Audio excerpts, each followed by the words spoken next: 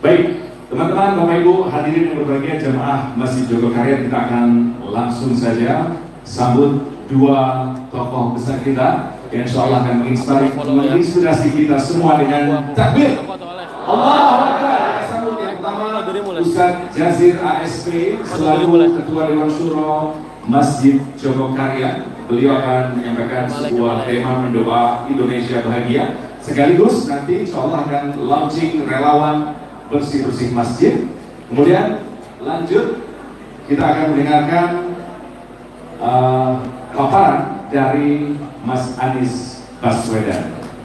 Kepada kedua pembicara mohon bisa menyambut hadirin yang sudah dari sore menunggu kita semua.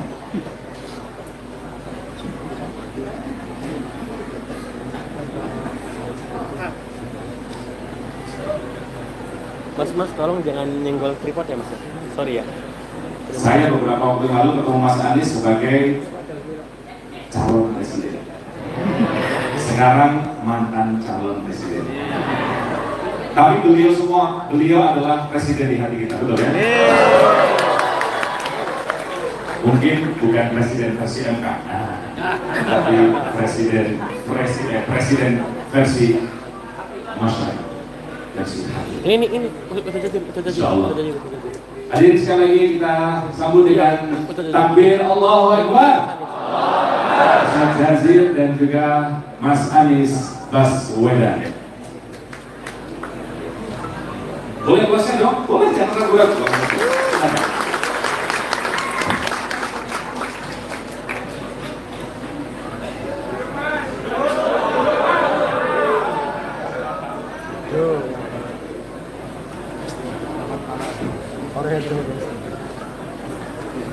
Oke, aku mau ngamanin frame center.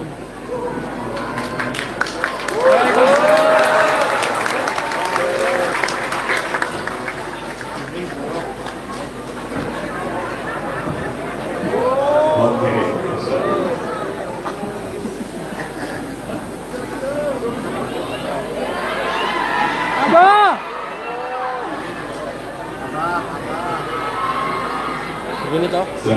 Mana ya? Mas Anies.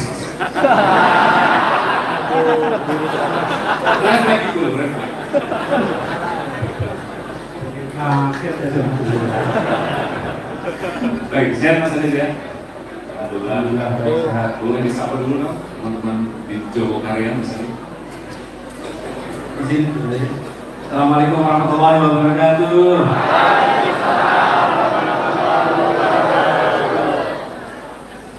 Luar biasa. Ini yang bikin apa namanya vibrasi kita kembali positif, selalu positif. Jadi ini lampunya terang, tapi cahaya mata yang ada di sini jauh lebih terang. Ini karena dari mulai saya datang jadi itu kelihatan sekali buat jamaah Jogokaryan ini memang beda, penuh dengan semangat. Insya Allah ini penanda Ramadan di sini benar-benar Ramadan yang mengantarkan pada ketakwaan. Insya Allah. Amin. Sedikit, mohon langsung menyampaikan. Assalamualaikum warahmatullahi wabarakatuh. Boleh pindah dulu? Raditu billahi rabba wa bil islami dinan wa bi Muhammadin nabiyya wa rasula rabbi zidni ilma wal hikmah wahma. Amin. Yang saya hormati Bapak Dr. Anies Baswedan, Presiden Republik Indonesia. Ini ada alat kecil buat kamera, cuman karena penuh, aku jadi bisa ngecek nggak bisa. Jadi temanku mau ngecek di situ. Ada yang bantu sama Mas. Selamat datang di Kampung Ramadan Jogokaryan 1446 Hijriah. Hati-hati ya. Takutnya mati soalnya. Hati-hati. Karena sudah 82 tahun Indonesia merdeka dalam hitungan Hijriah. Kita merdeka tanggal 9 Ramadan tahun 1364 Hijriah. Atau kalau dalam hitungan Masehi 80 tahun nanti tanggal 17 Agustus. Maka kita mengangkat tema mendoa untuk Indonesia bahagia. Karena kita ingat tahun 1924 W.R. Supratman di sini area ketika menulis Indonesia Raya pada stanza kedua, ini udah diamanin. Semoga nggak ada. W.R. Supratman menulis area extender udah kita diamanin harusnya aman ya. Karena kita yang kaya, di sanalah aku berdiri untuk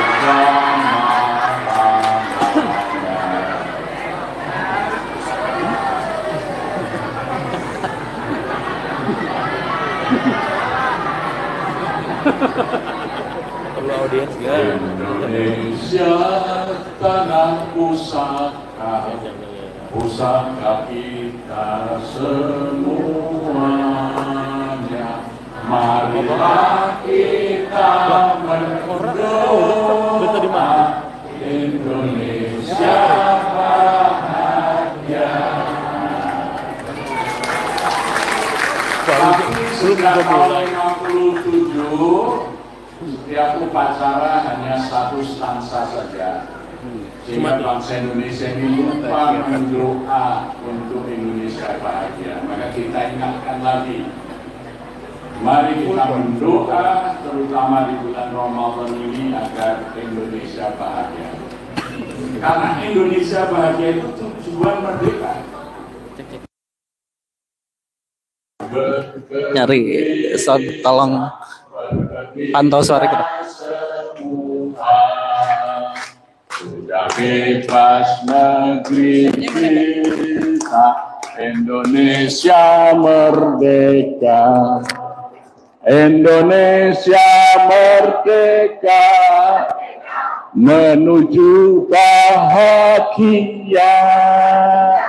Itulah tujuan kita untuk selama-lamanya. Loh, tujuan Indonesia merdeka itu Indonesia menuju bahagia. Ya kok gelap? Karena salah milih presiden.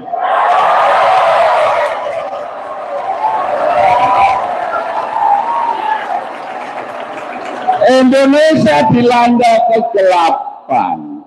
Oleh karena itu dari masjid ini, di mana kumpul orang-orang beriman, Allah sudah mengatakan, Allahu waliyul ladzina amanu yukhrijuhum minadz-dzulumati ilan nur.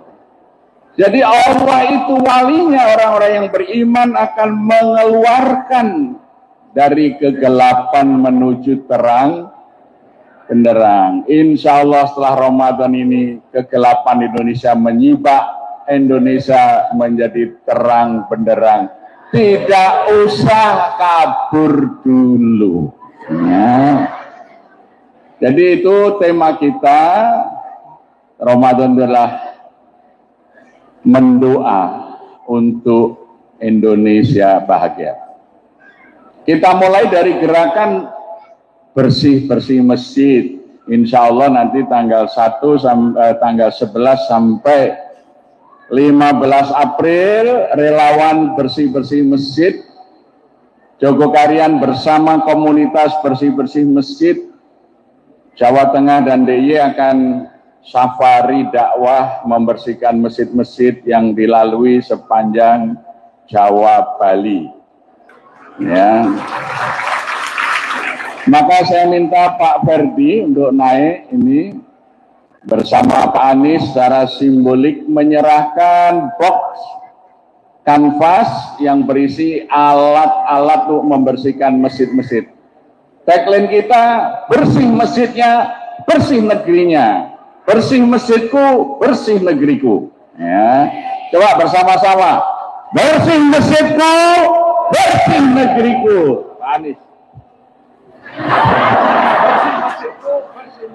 Bersih masjidku, bersih negeriku. Sekali lagi. Bersih masjidku, bersih negeriku. Baik. Maka sebagai simbol membersihkan negeri ini, maka ini Pak Anies pakai rompi relawan bersih-bersih masjid.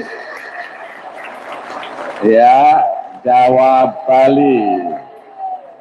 Mohon Pak Ismail mewakili komunitas bersih-bersih masjid naik ke panggung untuk menerima kanvas motor. Ya, nanti silakan diterima ini secara simbolik. Ada 25 box yang kita bagikan ke komunitas-komunitas yang memang terpanggil untuk membersihkan masjid. Pak Ismail siapa ini? Oh ya, mewakili salah satu dari komunitas relawan bersih-bersih masjid Jogokarian naik. Pak Ismail. Silakan siapa yang mewakili naik langsung. Oh Mas Bapak boleh, yang sudah siap naik aja langsung, supaya menghemat waktu. Tolong Pak Anies itu diserahkan kanvasnya, kanvas box. Nah, nanti bagi yang terpanggil untuk ikut bersihkan masjid, mau bergerak bersihkan masjid, silakan. Nah.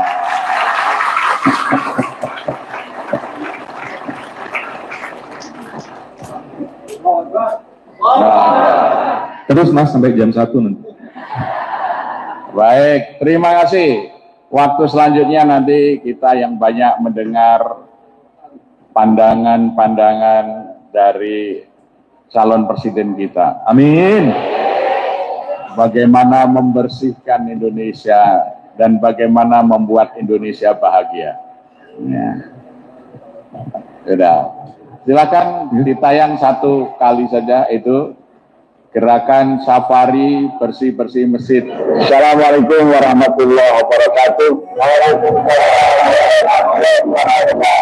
Komunitas bersih-bersih masjid Yogyakarta dan Jawa Tengah akan mengadakan safari bersih-bersih masjid Jawa Bali. Kita akan berangkat tanggal 11 April 2025 menuju Masjid Pantai Bali di Jembrana dan selanjutnya akan berkeliling Bali sampai tanggal 15 April. Marilah kita bersihkan masjid-masjid kita bersama komunitas bersih-bersih masjid Yogyakarta dan Jawa Tengah. Siapa ingin berangkat silakan menghubungi relawan masjid Jogokarian. Terima kasih. Assalamualaikum warahmatullahi wabarakatuh. Safari bersih-bersih Jawa Bali. Bersih masjid, bersih negeri.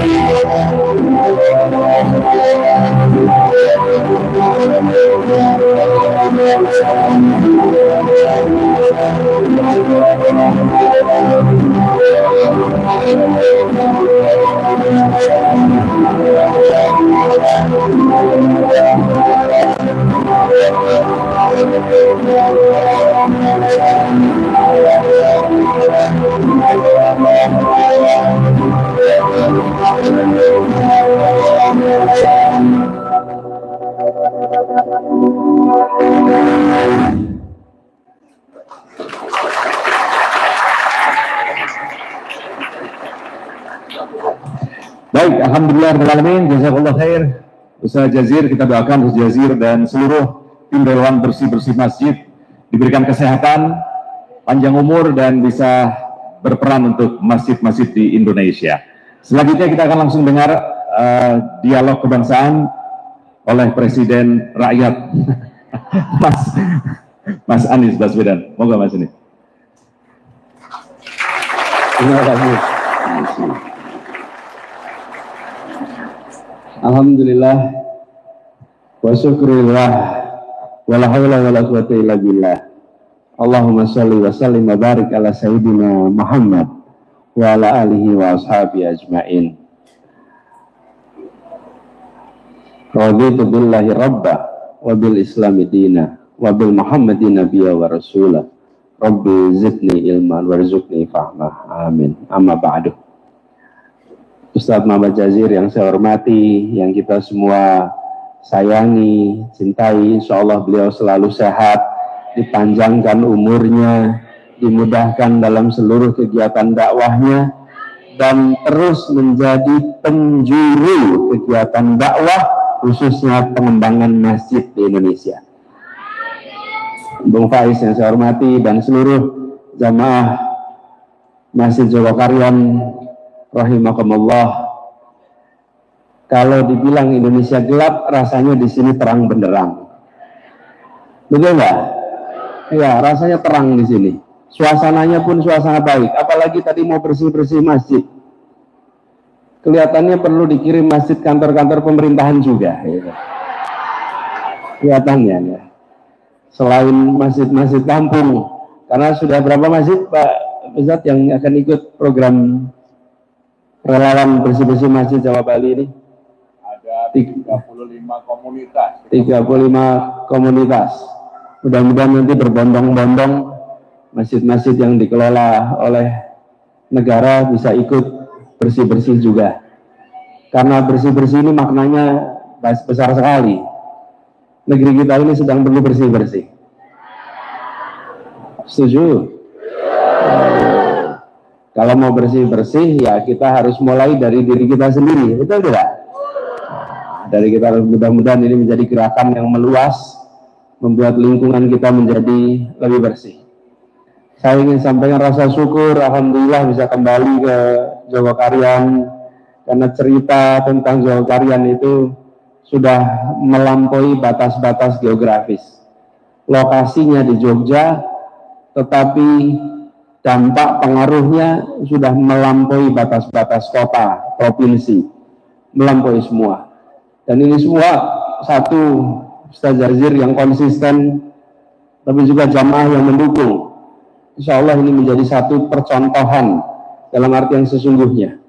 Karena di berbagai tempat di luar pun merujuknya ke Masjid Jogokaryan ini. Saya bersyukur sekali bisa kembali ke sini, bisa bersilaturahmi lagi, dan merasakan suasana Ramadan yang beda sekali. Disinilah rasanya kita merasakan keteduhan Ramadan, apalagi 10 hari terakhir ini. Mudah-mudahan kita semua bisa mendapatkan Lailatul Qadar di tempat ini. Nah, saya dapat tugas bicara dialog kebangsaan. Jadi saya bayangkan dialog. Rupanya harus monolog dulu di sini sebelum dialog. Tapi saya ingin sampaikan kepada semua bahwa walaupun kita sedang banyak masalah, walaupun kita sedang punya PR yang besar sekali di negeri ini, ya ekonomi, ya politik, ya hukum, tapi kami yakin bahwa bangsa Indonesia akan selalu bisa menghadapi, menyelesaikan, dan melampaui setiap tantangan yang ada. Dan doa kita tidak pernah berubah. Doa kita tidak pernah berubah. Kita berdoa jangan kita dibebani beban yang kita tidak mampu. Betul tidak? La yukallifullahu nafsan illa wus'aha. Kita semua mendoakan, kita jaga, dan kami yakin seberat-beratnya yang sedang dihadapi, insya Allah akan selalu ada jalan keluar. Jadi walaupun ada praktek-praktek menyimpang, tapi yakinlah bahwa yang berada di jalan kebenaran insya Allah akan mendapatkan kemenangan. Dan kita merasakan betul, apalagi hari-hari belakangan ini, suasana perekonomian yang berat. Di sini ekonominya ringan atau berat?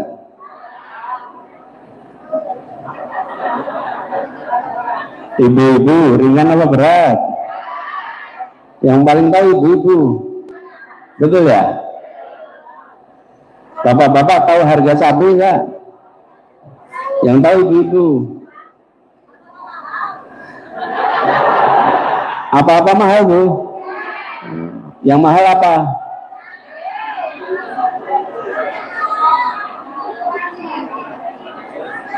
Bensin juga mahal, bensin.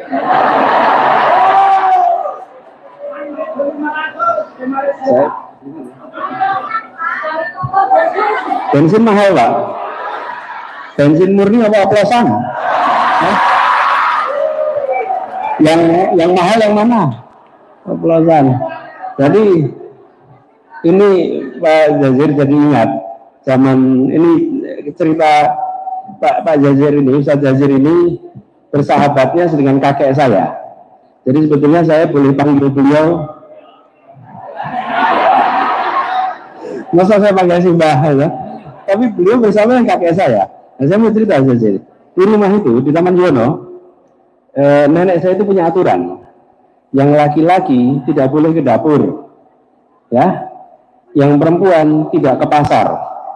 Yang belanja anak laki-laki, yang masak anak perempuan. Terus tanya, kenapa begitu? Supaya semua anak laki-laki tahu harga kebutuhan pokok di pasar. Nah, sekarang online, gak perlu ke pasar. Tapi ibu-ibu merasakan betul kebutuhan pokok harganya mahal. Jadi tantangan ekonomi makin hari makin besar. Korupsi,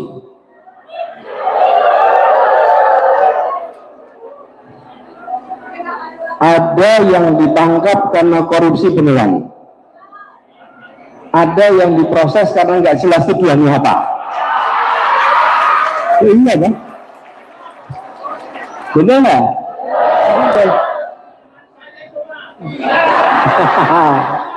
Namanya siapa nih? Iya, ada yang tidak jelas. Lo kemarin, Mbak, itu pengadilan dilakukan. Hakim itu minta kepada jaksa untuk membawa hasil pemeriksaan BPKP. Sudah diminta 2 kali, tidak dibawa hasil pemeriksaan BPKP. Lah kalau tidak ada hasil pemeriksaan, lah kemarin nangkap pakai dasar apa?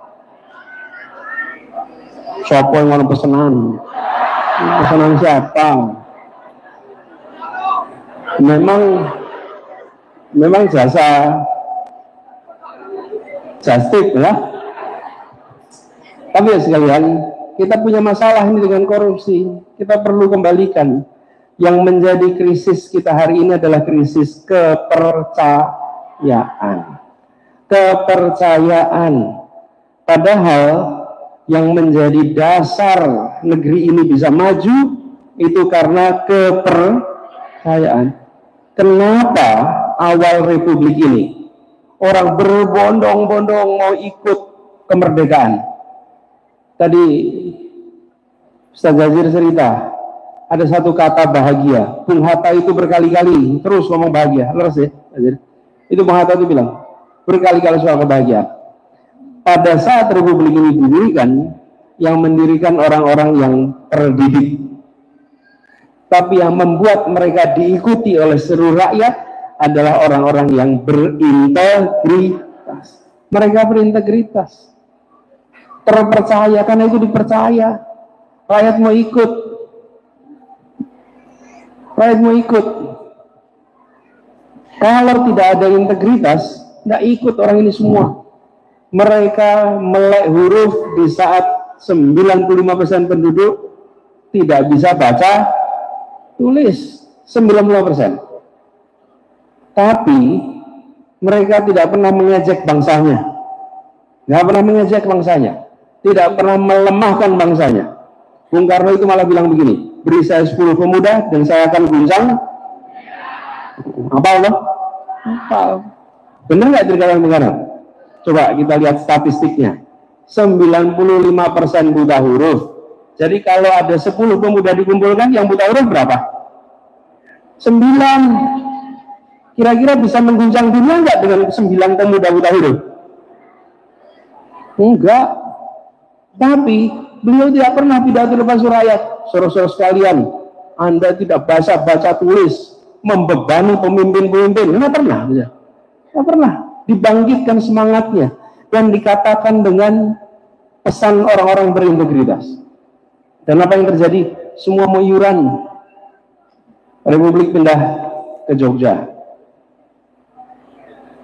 Sri Sultan Hamengkubuwono ke-9, tokoh berintegritas yang memikirkan seluruhnya untuk rakyat, menjadi perisainya Republik Indonesia.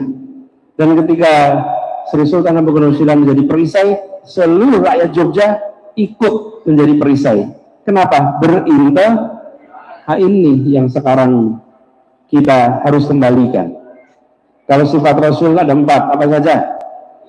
Sidik, amanah, tatanah, tablih. Ini amanah nih. Sidik, amanah ini yang harus dikembalikan supaya menjadi karakter, supaya menjadi ciri agar semua ikut. Saya sering contohkan satu peristiwa. Bung Hatta itu pernah meresmikan sebuah bendungan di Sumatera Utara. Lalu dalam peresmian itu beliau pidato begini, saudara-saudara sekalian, Indonesia ke depan membutuhkan bendungan seperti ini lebih banyak. Karena itu kita membutuhkan insinyur-insinyur listrik yang banyak. Dan sesudah itu anak-anak muda pada pengen jadi insinyur listrik. Kenapa terjadi?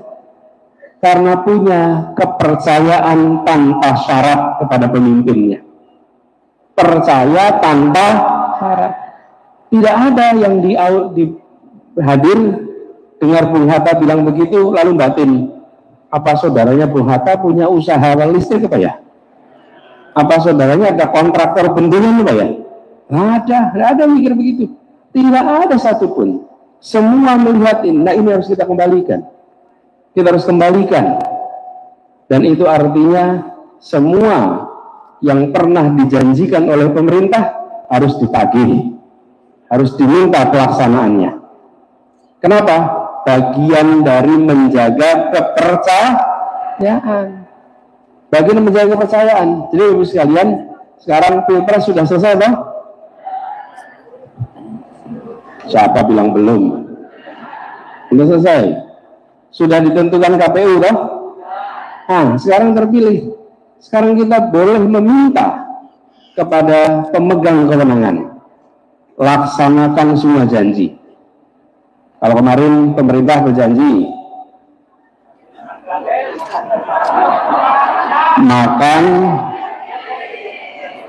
makan bergizi gratis, maka harus laksanakan SD, SMP, SMA.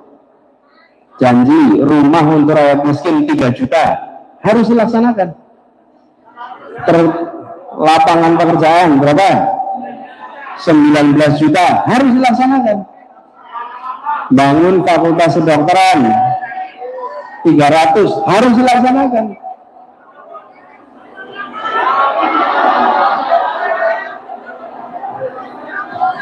Apa?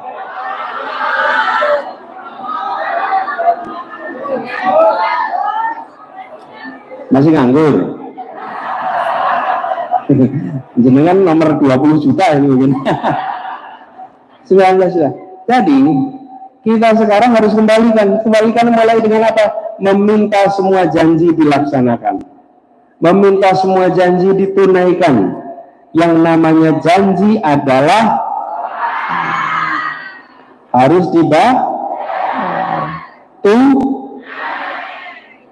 tunai.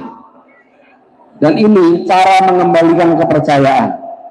Karena kalau tidak begitu, maka proses ini kita akan kehilangan kepercayaan pelan-pelan kepada negara. Dan inilah yang sekarang kita sedang alami. Kita sedang mengalami krisis kepercayaan, harus dikembalikan. Beberapa hari yang lalu, bursa efek di Jakarta harganya turun. Saya nggak yakin di sini pada punya saham sih.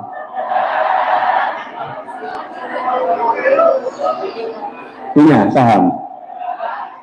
saham di bakso setempat ya. Tapi ini adalah tanda di mana kita harus bekerja untuk mengembalikan kepercayaan. Bukan hanya tanggung jawab pemerintah, kita semua harus bekerja untuk mengembalikan kepercayaan itu. Dengan cara seperti itu, maka negeri ini bisa maju, berubah, berkembang. Karena tidak mungkin hanya dikerjakan oleh sekelompok orang saja, harus kita semua sama-sama. Apalagi kita semua ada orang-orang yang menghidupkan masjid, memakmurkan masjid, maka ini harus menjadi pusat untuk peningkatan kesejahteraan bagi masyarakat. Jogokarian sudah mulai, Jogokarian sudah menjadi contoh, mudah-mudahan lebih banyak lagi nanti yang bergerak seperti ini. Jadi PR kita adalah mengembalikan kepercayaan itu, salah satunya dengan menuntaskan semua janji. Ini bukan PR yang kecil, tapi insya Allah kalau kita dorong, kita awasi, kita tuntut, insya Allah janji-janji itu akan bisa terpenuhi. Dan buat semua di sini, banyak yang masih sekolah ya di sini? Masih? Yang masih sekolah, yang masih kuliah, saya titip, jadilah bibit-bibit pemimpin untuk ke depan. Aktiflah di lingkungan kita. Saya senang sekali melihat tadi di kepengurusan kepanitiaan Jogokarian banyak anak-anak muda, supaya ini menjadi tempat penumbuhan pemimpin-pemimpin masa depan. Penumbuhannya lewat apa? Lewat aktivitas keorganisasian, lewat aktivitas-aktivitas yang membuat kita belajar untuk memimpin. Jadi bagi yang masih sekolah, masih kuliah, saya titip, jangan jadi mahasiswa yang nganggur, yang luang waktunya, jadi mahasiswa yang sibuk, yang kekurangan waktu karena banyak aktivitas. Dengan begitu ditanda-tanda mahasiswa yang insya Allah siratal mustaqim ini. Ini jalan yang lempang menuju pada kebermanfaatan bagi orang banyak. Dan itu juga untuk teman-teman yang masih SMA, SMP, aktiflah. Saya titip pesan ini kenapa? Karena disitulah kita memulai kepemimpinan, dan disitulah mulai latihan-latihan untuk Indonesia masa depan. Karena kita tidak mungkin bisa mengubah nasib kita kalau kita tidak memulai dari generasi yang ada sekarang ini. Mas Faiz, ini pengantar aja dari saya, karena ini namanya dialog. Mudah-mudahan kita bisa lebih banyak dialog. Tolong kalau nanti memberikan pertanyaan atau komentar, jangan yang menjebak. Sudah banyak orang terjebak di luar sana.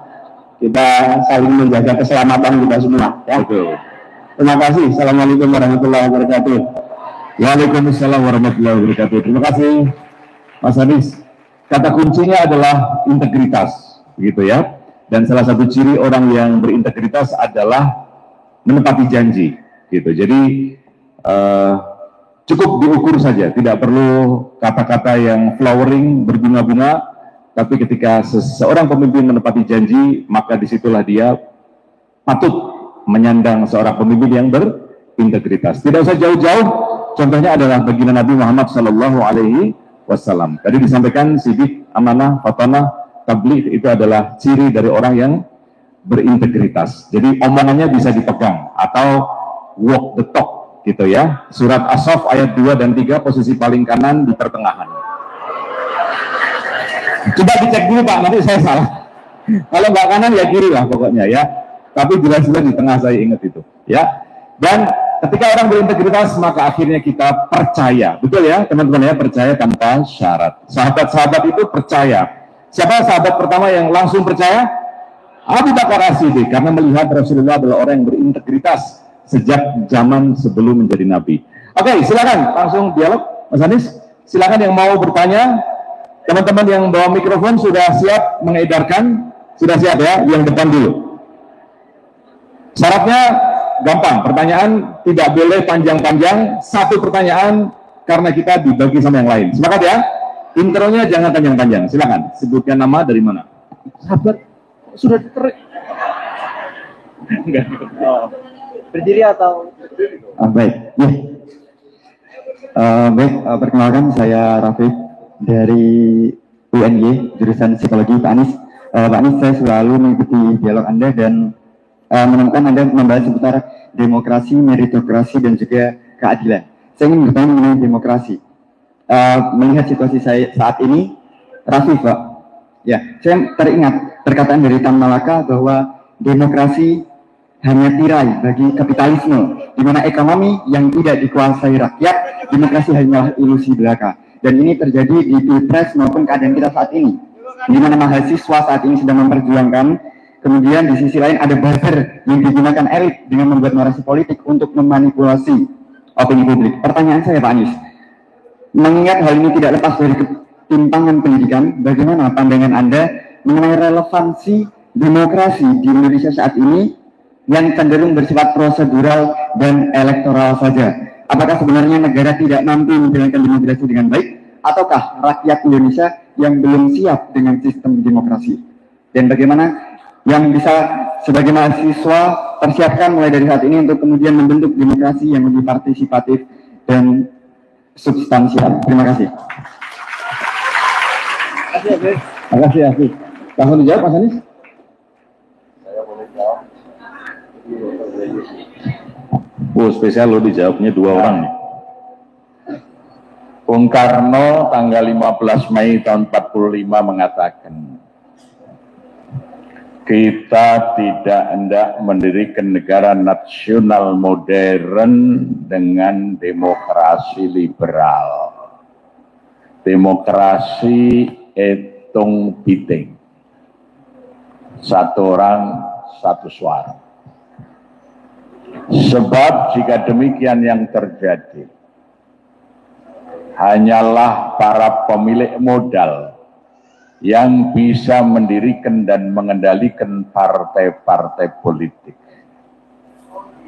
Tokoh-tokoh kita nanti hanya akan bekerja sebagai buruh politik. Ianya tidak bisa bekerja untuk kepentingan rakyatnya. Ianya akan menjadi kacung-kacung dari para kapitalis itu. Pidato ini di Sanyo Kaikin, ya. Sanyo Kaikin itu DPR-nya zaman pendudukan Jepang. Maka kemudian direspon oleh Ajengan Sanusi, tokoh PUII, Persatuan Umat Islam Indonesia. Kalau begitu demokrasi kita seperti zaman Umar bin Khattab, Abdul Hali wal Aqadi.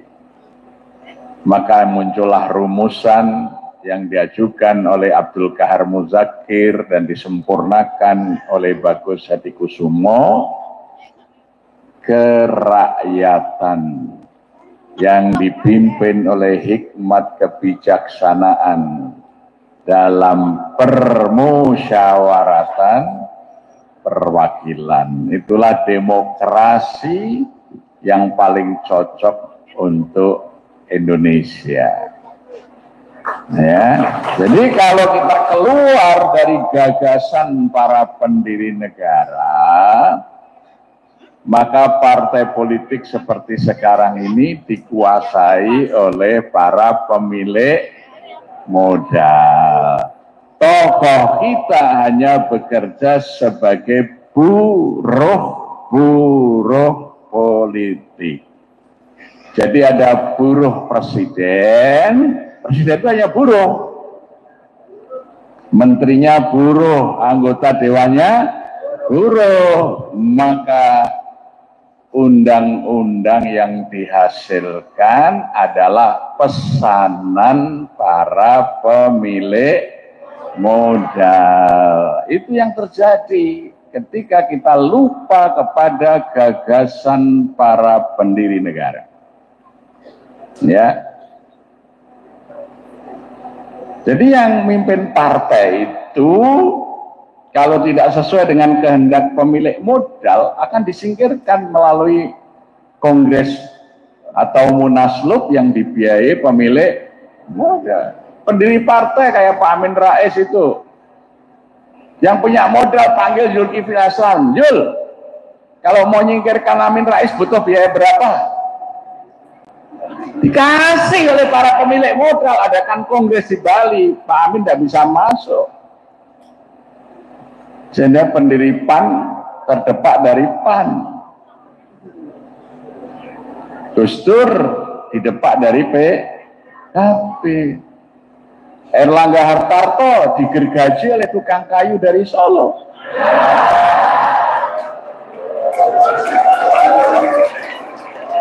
Diganti oleh orang yang bangun itu. Terima kasih.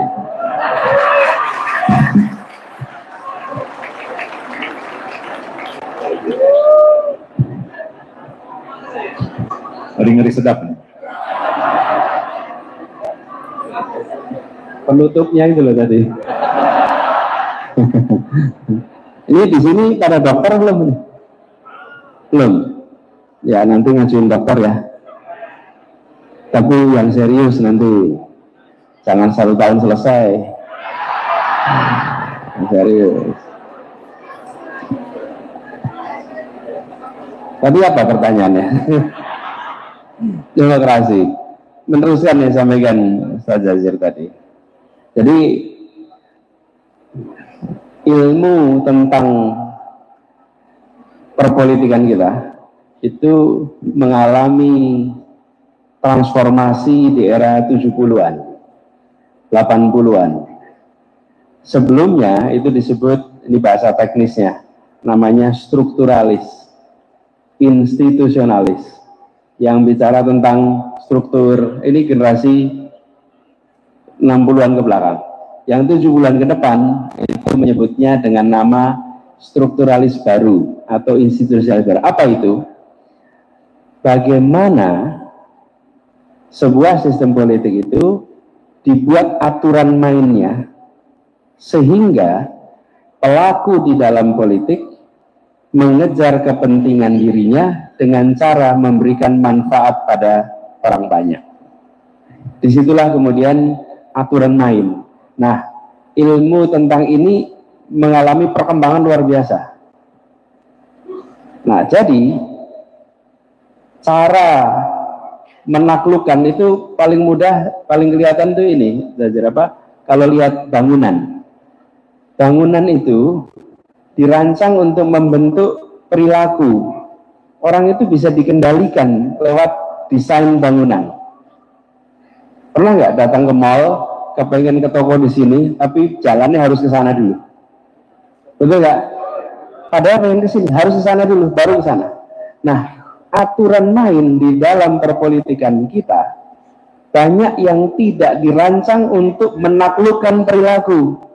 Yang penting bikin aturan, tapi perilakunya apa tidak dipikirkan. Misalnya, kita lakukan desentralisasi. Harapannya dengan ada desentralisasi, otomatis maka pemerintah daerah responsif. Belum tentu. DPR begitu dipilih langsung oleh rakyat, apakah kemudian jadi peduli sama kepentingan rakyat? Belum tentu. Saya beri contoh. Salah satu sebab adalah, ini aturan main nih, tidak ada aturan yang mengharuskan voting di DPR diumumkan kepada pemilihnya. Tidak ada. Jadi kalau misalnya Mas Faiz yang anggota DPR, saya konstituennya, saya tanya, Mas Faiz, selama 2 tahun Mas Faiz setuju pada undang-undang apa saja, tidak setuju pada undang-undang apa saja? Tidak bisa jawab. Banyak sekali aturan main kita yang tidak diatur detail sehingga membuat proses politik kita itu menjadi mudah dikendalikan. Apalagi tambahan ya, tidak ada pengaturan soal pendanaan. Nah ini yang tadi ceritakan sama Ustaz Jazir, tidak ada. Ini Indonesia ini salah satu negara mempraktekkan katanya demokrasi, tapi keuangan partai, pembiayaan politik, pembiayaan kampanye tidak diatur sama sekali. Tapi ini mau diatur juga repot. Kenapa?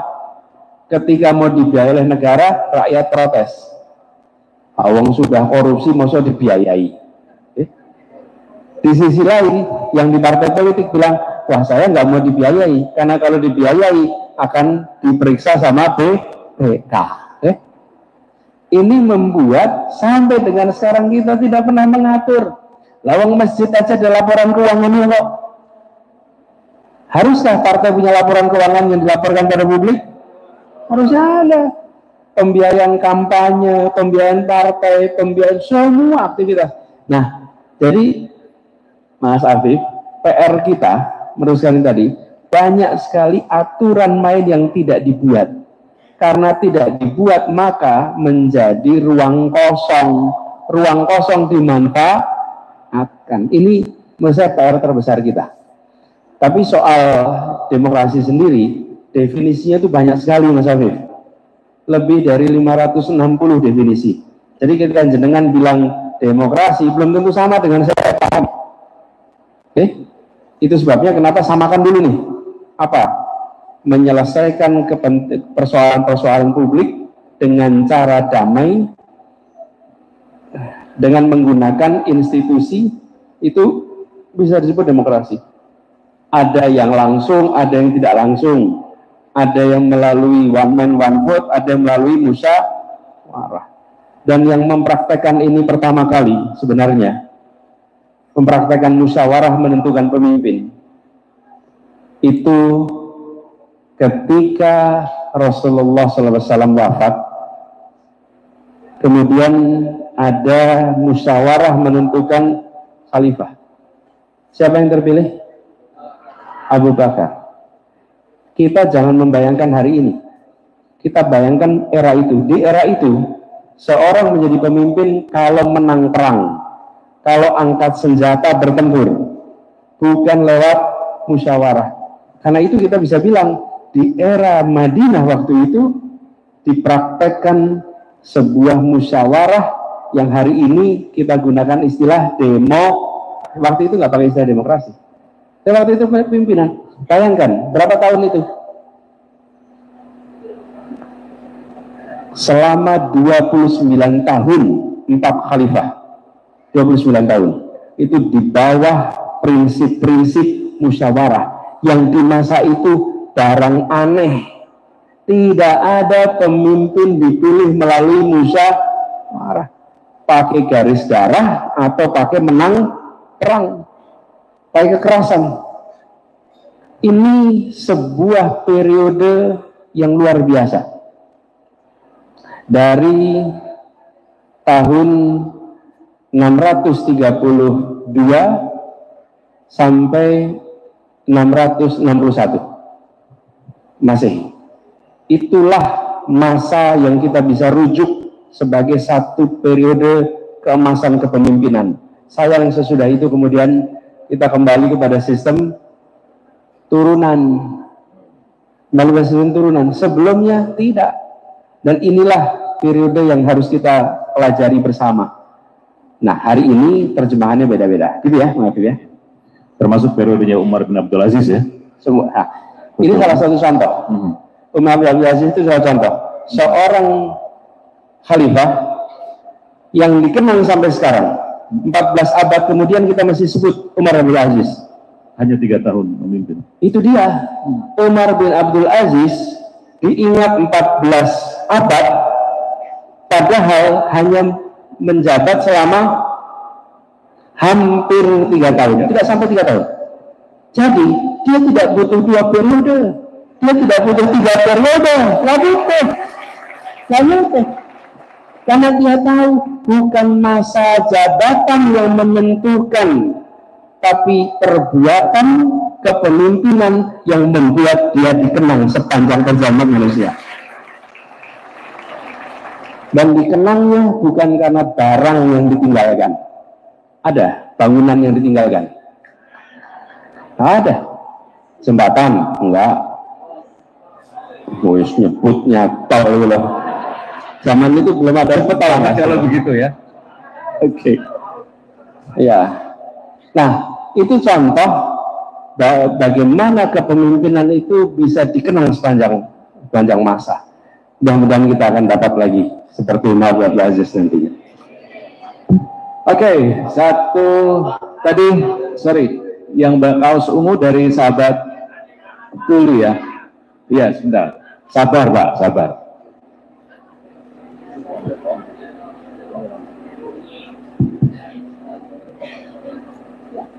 Sebelumnya saya ingin perkenalkan diri saya, nama saya Diki.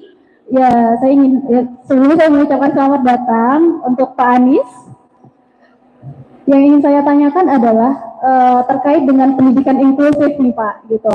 Kalau kita lihat di Indonesia itu masih kurang inklusif secara pendidikan, apalagi terkhusus bagi kami kebutuhan guru bahasa isyarat bagi teman-teman tuli itu masih banyak harusnya. Tapi ternyata pendidikan inklusif yang dibangun itu hanya sekedar nama gitu, untuk mereka bisa menerima disabilitas tanpa aksesibilitasnya. Nah, jadi kayak nama tapi tetap ada hambatannya aja bagi kami untuk bisa mengakses pendidikan gitu. Nah, dan saya ingin tahu gitu kan dari pengalaman Pak Anies gitu, bagaimana sih gitu kami bisa membangun kualitas pendidikan yang baik, terkhusus juga adanya guru bahasa isyarat bagi akses bagi kami, ataupun teman-teman disabilitas lainnya, misalnya teman-teman disabilitas mental, intelektual, dan lainnya. Karena kami lihat sampai sekarang hanya sekedar nama untuk pendidikan inklusif, tapi tidak ada betul-betul kemajuan, malah kemunduran bagi saya gitu, saya lihatnya gitu ya. Okay. Mungkin tadi kan Pak Anies bisa jadi nanti akan jadi calon presiden selanjutnya gitu ya. Nah, kira-kira apa nih Pak yang bisa diberikan gitu terkait dengan pendidikan inklusif itu sendiri? Terima kasih. Terima kasih. Silakan, Mas Anies langsung dijawab. Diki ya, betul. Siapa namanya tadi? Diki ya. Oke, bantu untuk menerjemahkan ya. Terima kasih, Diki. Jadi di masyarakat kita ada kelompok yang membutuhkan perhatian ekstra dan perlindungan ekstra. Siapa itu? Ada 4 kelompok. Ini harus dapat perhatian ekstra. Kalau mereka dapat perhatian ekstra, yang lain aman. Ya, 1, penyandang disabilitas. 2, anak-anak. 3, lansia. 4, perempuan, wabil khusus ibu hamil. 4 ini. Bila 4 ini diberikan perhatian serius, sisanya insya Allah aman. Nah, seringkali kita tidak menganggap 4 ini sebagai kelompok penting untuk dapat prioritas. Begitu negara mengatakan 4 ini prioritas, maka terjemahan ke bawahnya adalah 1, soal penerjemah bahasa isyarat, soal pendidikan untuk penyandang, bukan sekolahnya, aksesnya. Terus kalian kita bikin sekolah, ini misalnya tinggalnya di sekitar Jogokarian, tapi bikin sekolah disabilitasnya dekat Pakem sana. Bayangkan tiap hari bagaimana ongkos bolak-baliknya. Karena itu harus dipikirkan, bukan bikin sekolah, memastikan tiap anak bisa bersekolah sehingga dia dapat, dan itu artinya ongkos tambahan dari negara, tapi itu harus dikeluarkan. Kenapa? Karena negara harus melindungi 4 kelompok itu. Jadi Mas Diki, nomor 1 adalah komitmen dari pemimpin. Kalau dari komitmen dari pemimpin ada, pasti turunannya, programnya ada, anggarannya ada, personalnya ada, eksekusinya terjadi.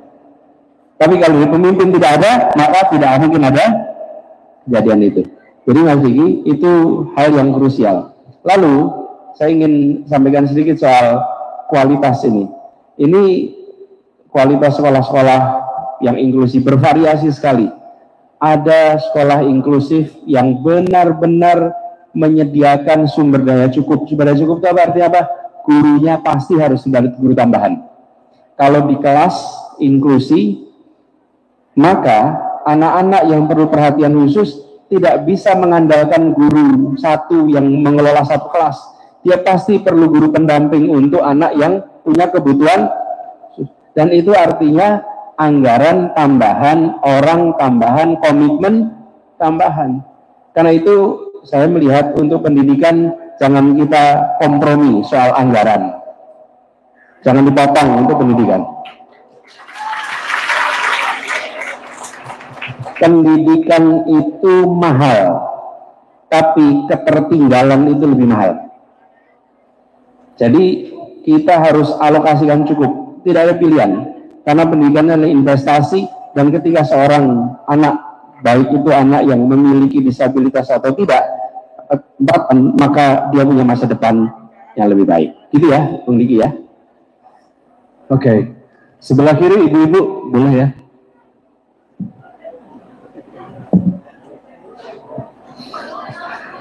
Silakan. Udah ada pertanyaannya kan?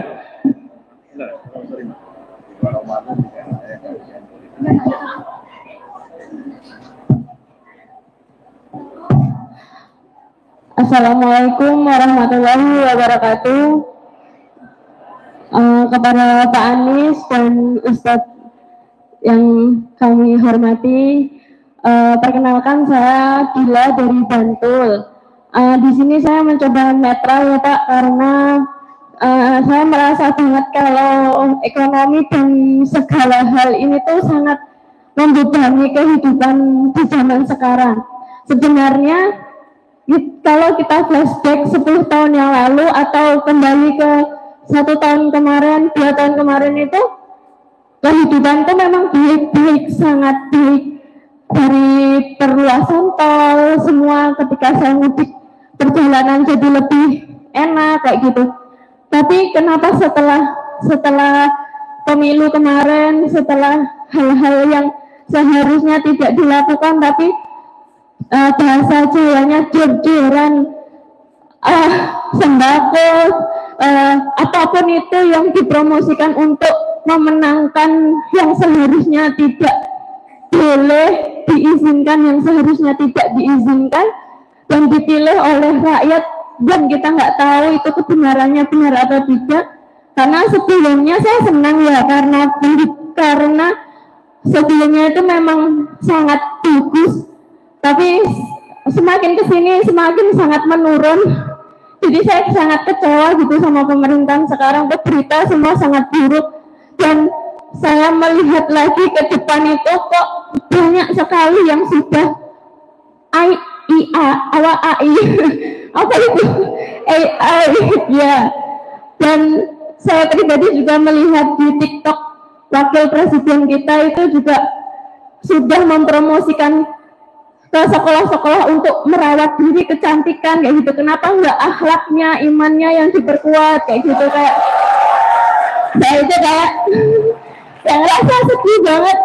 Kenapa ya kok jadi menurun kayak gini gitu? Kenapa ya kita itu kayak, kenapa duniawi terus gitu sekarang itu? Kenapa enggak malah agamanya kita, ekonominya kita, semua yang dari bawah itu kita angkat gitu loh Pak, sama-sama gitu. Ya saya sebenarnya dari keluarga yang mampu, orang tua saya nggak kesusahan, tapi saya melihat di bawah itu banyak yang ngemis, banyak yang minta-minta, itu kayak rasanya ya Allah sakit sekali gitu Pak. Ya Pak, minta tolong untuk dibukakan mata kita semua untuk kalau agama itu nomor 1, dan kalau bisa sholat dan ngaji itu nomor 1 gitu Pak. Ya. Terima kasih Pak. Okay. Ya lain kali kalau milih yang benar.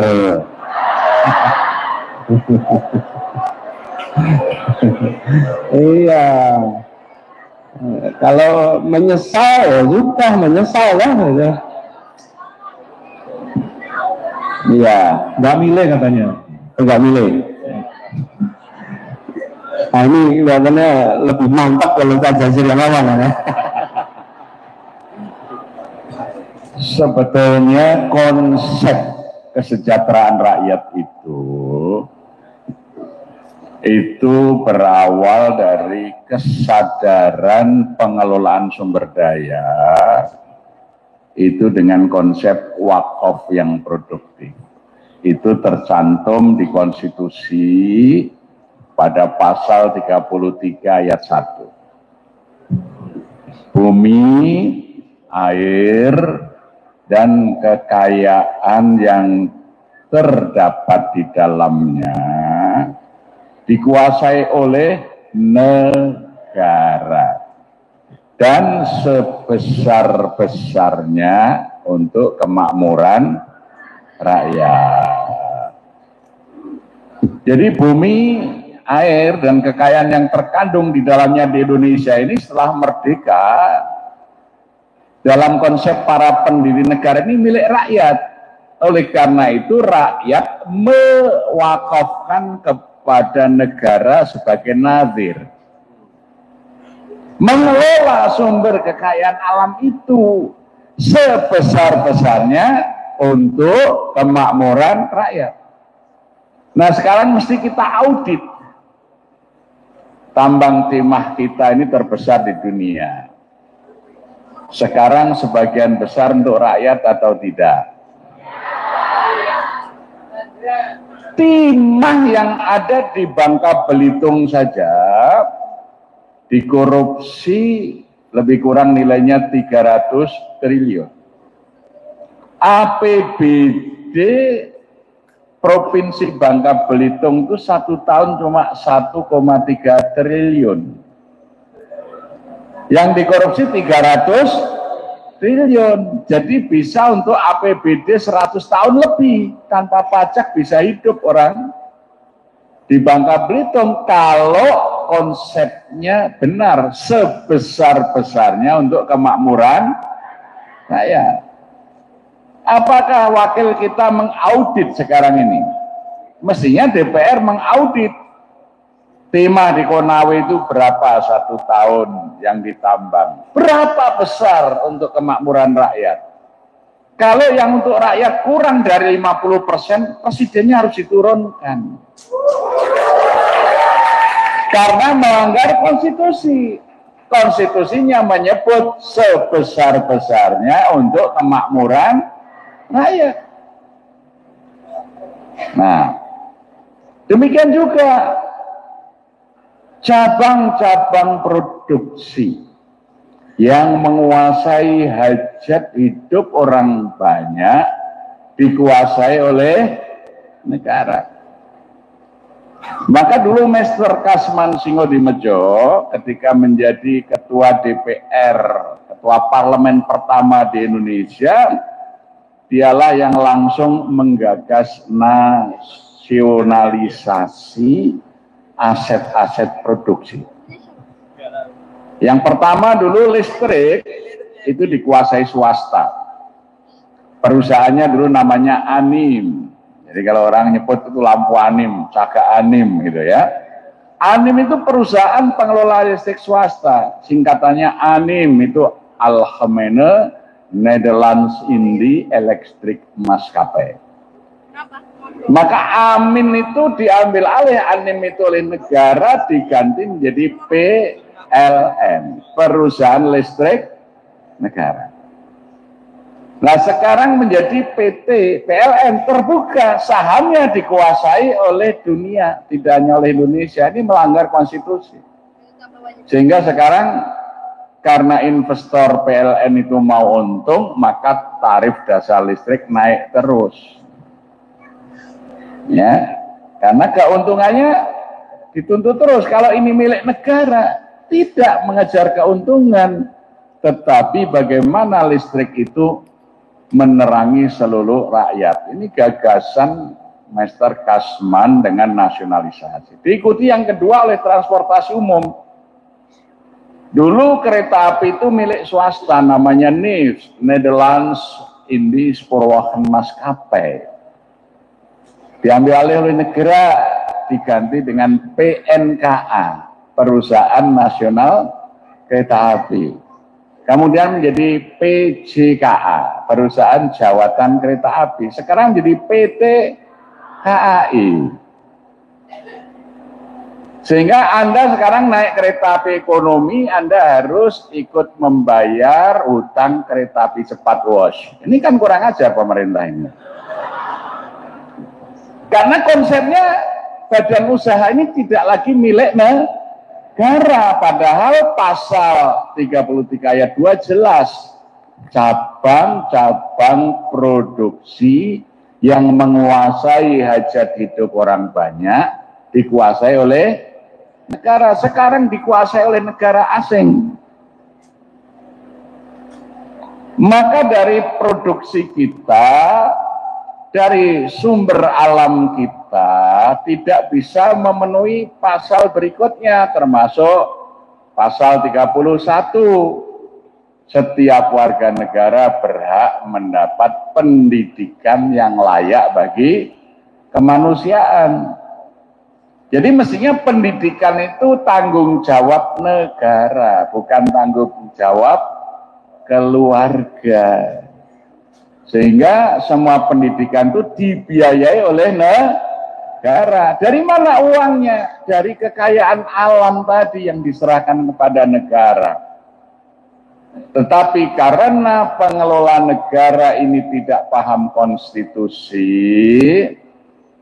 mereka kemudian hanya bekerja jadi buruh-buruh politik, apalagi 10 tahun terakhir ini, akhirnya kekayaan alam kita memperkaya Cina, negeri Cina,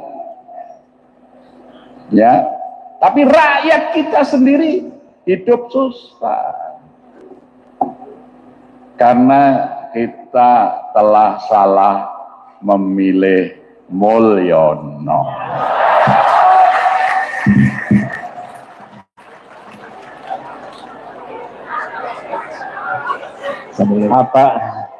Apa yang masih perlu ditambahi?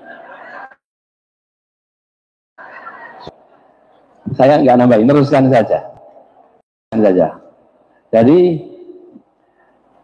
ini ya Pak Ustadz Jazir, badan usaha milik negara. Dia bekerja memang sebagai korporasi, tapi tujuannya untuk melakukan pembangunan. Tangannya negara itu dua, satu birokrasi, yang satunya lagi korporasi. Nah, kekeliruannya yang berada di korporasi merasanya ini seperti korporasi lain, tujuannya mencari untung. Kalau korporasi milik negara, tujuannya mencari manfaat, bukan mencari untung. Beda ya, manfaat. Kalau manfaat, seperti contoh nih, transportasi umum,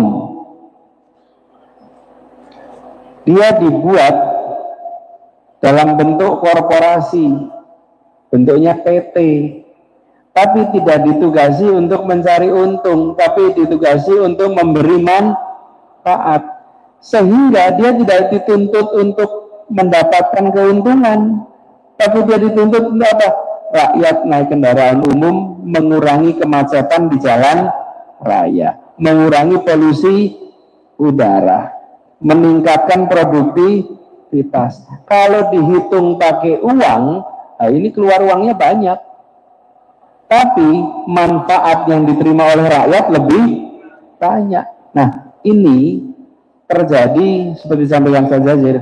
Satu, tidak lihat konstitusi. Dua, terlalu terpengaruh dengan pandangan yang namanya PT harus dapat untung. Tidak. Kalau milik negara, dan prinsip negara tidak boleh berdagang dengan rakyat. Negara memberikan manfaat bagi rakyat, tidak berdagang dengan rakyat. Nah, hari ini justru negara bikin PT untuk berdagang dengan rakyat. Loh, negara kok dagang sama rakyat? Ya, karena negara cari untung, beli Pertamax dapat Pertalite. Pilih Prabowo dapatnya Jokowi. Nggak bisa, habis semua. Mending ada ke sana. Permisi aja lewat sana. Ke sana loh. Iya, gitu. Nggak bisa. Lewat sana aja, enak. Jadi, ini pertanyaan tadi apa ya? Kemudian tadi dia, kan tadi itu saya masih Dila. Ada saya sudah punya harapan tinggi, ternyata kenyataan seperti ini. Nah, ini bagian dari pelajaran. Besok-besok kalau mau milih supaya dibandingkan. Tidak ada calon yang sempurna. Tidak ada. Tapi yang ada adalah calon mana yang lebih cocok, yang lebih sesuai, yang bisa dianggap lebih baik. Sempurna tidak akan ketemu. Jadi kan kalau bandingin kesempurnaan tidak ketemu. Tapi kalau dibandingkan, namanya pemilih rasional. Rasional itu artinya apa? Memilih dengan membandingkan. Rasional itu akar katanya rasio. Rasio itu artinya nih, rasionya 5:3. Ini rasionya. Bawahnya 5, atasnya 3. Itu rasio, perbandingan. Nah, orang yang rasional, orang yang memilih dengan membandingkan.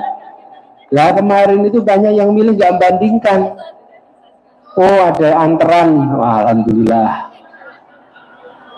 Ada antrean. Lalu ada yang diancam.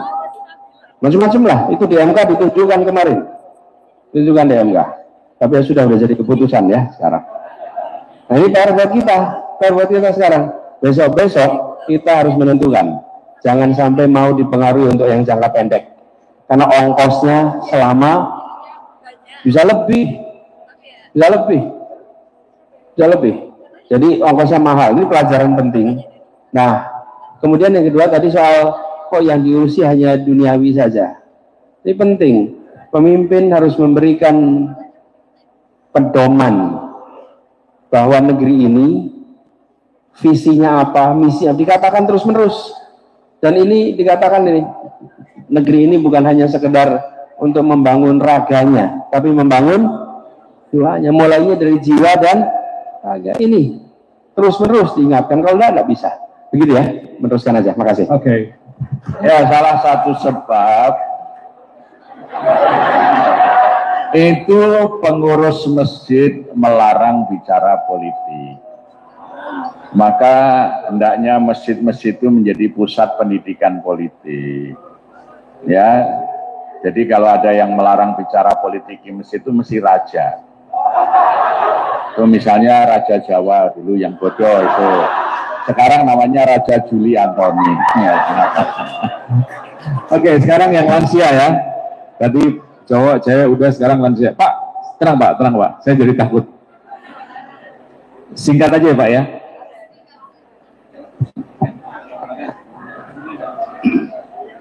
Assalamualaikum warahmatullahi wabarakatuh.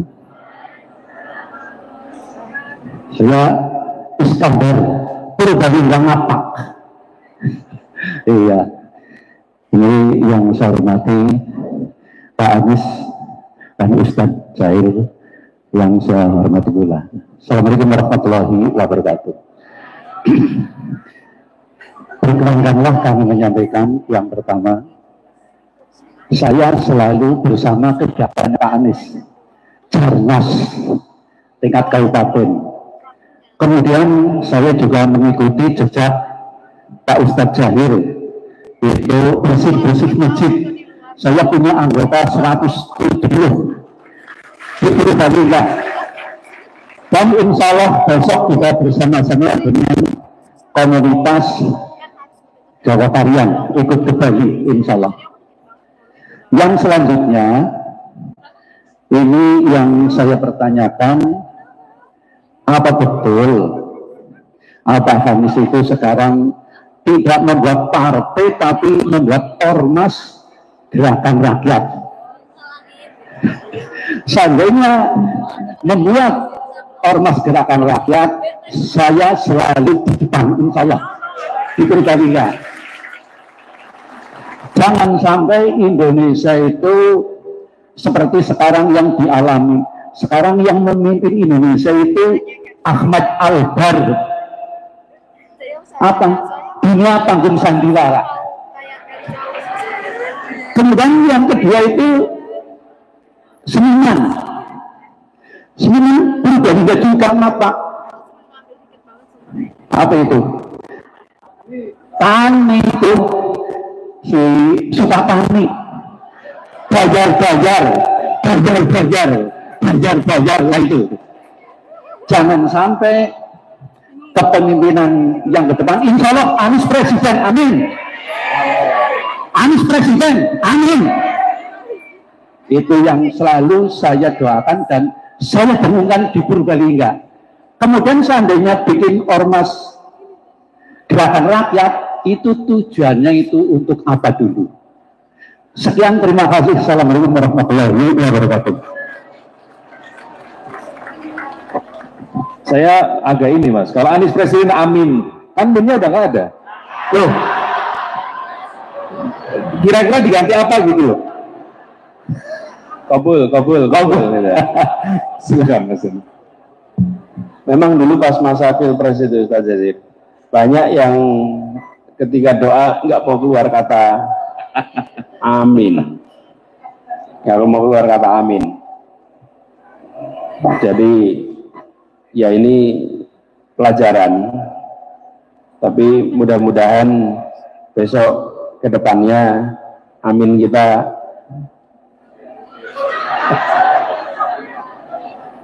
insya Allah ada jalannya ya. Pak Iskandar, maturnuwun Pak Iskandar. Kapan dari Purbalingga ke sini? Banjarnegara Purbalingga ya? Purbalingga. Masya Allah. Mudah-mudahan operasinya lancar.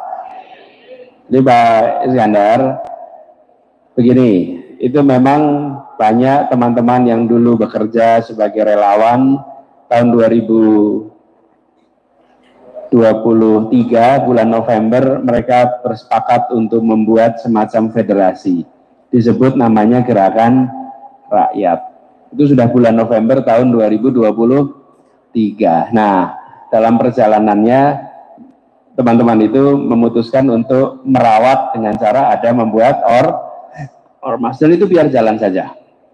Jadi kalau panjenengan mau aktif, baik-baik saja aktif di situ, karena bagian dari dulu gerakan relawan.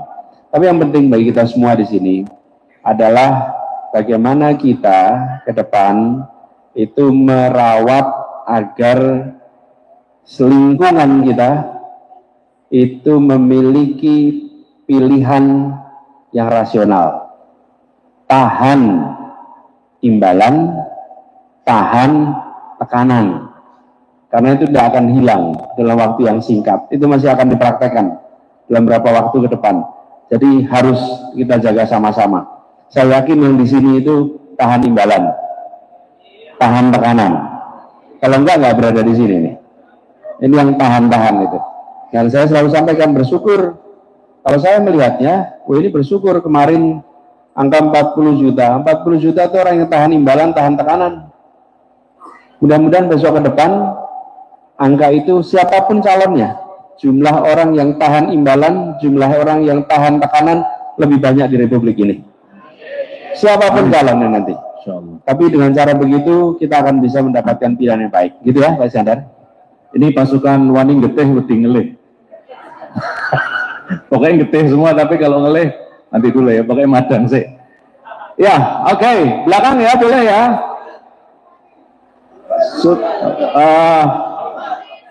Saya tak pulang aja nih. Paling depan ya.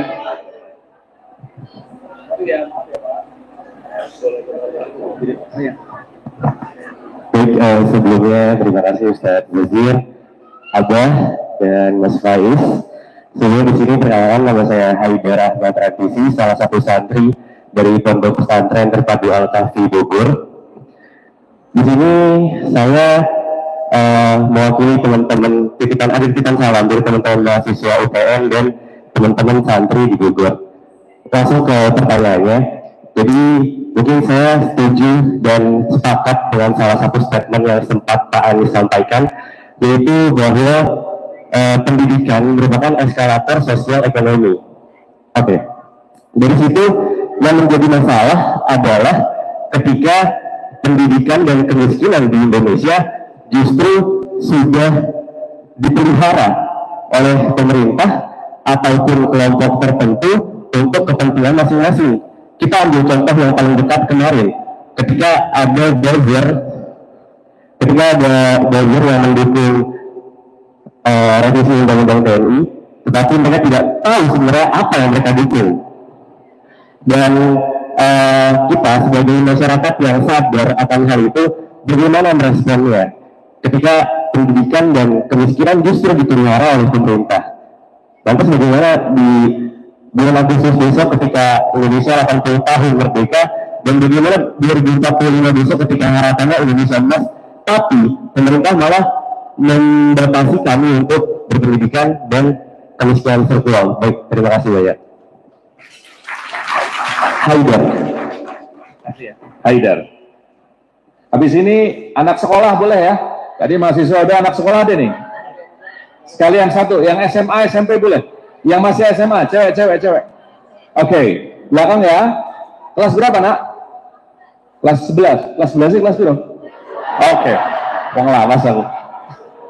Oh iya. Tolong Mbak. Kelas 11 namanya siapa? Kelas 11.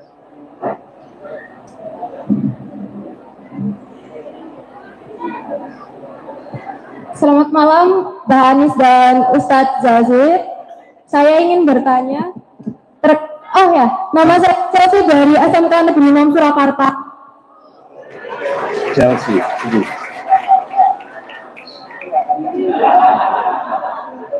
Saya ingin bertanya tentang yang dialog Pak Anies tadi di awal itu, tentang kepercayaan rakyat kepada pemerintah, karena kan ini bisa disebut dengan transisi ya Pak. Kami sebagai rakyat tuh bilang rasa percayanya kepada pemerintahan gitu. Pertanyaan, bagaimana cara mengembalikan rasa percaya rakyat ke pemerintah? Dengan mengganti semua orang di pemerintahan. Oh ya, sekali lagi salam ya Pak Zat Ismail. Terima kasih Pak Anies.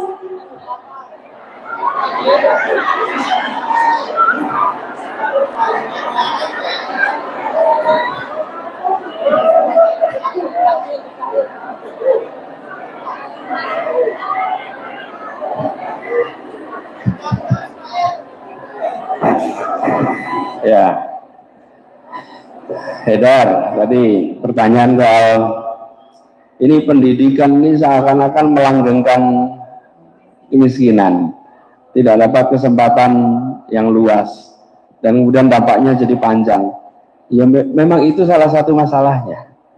Kenapa?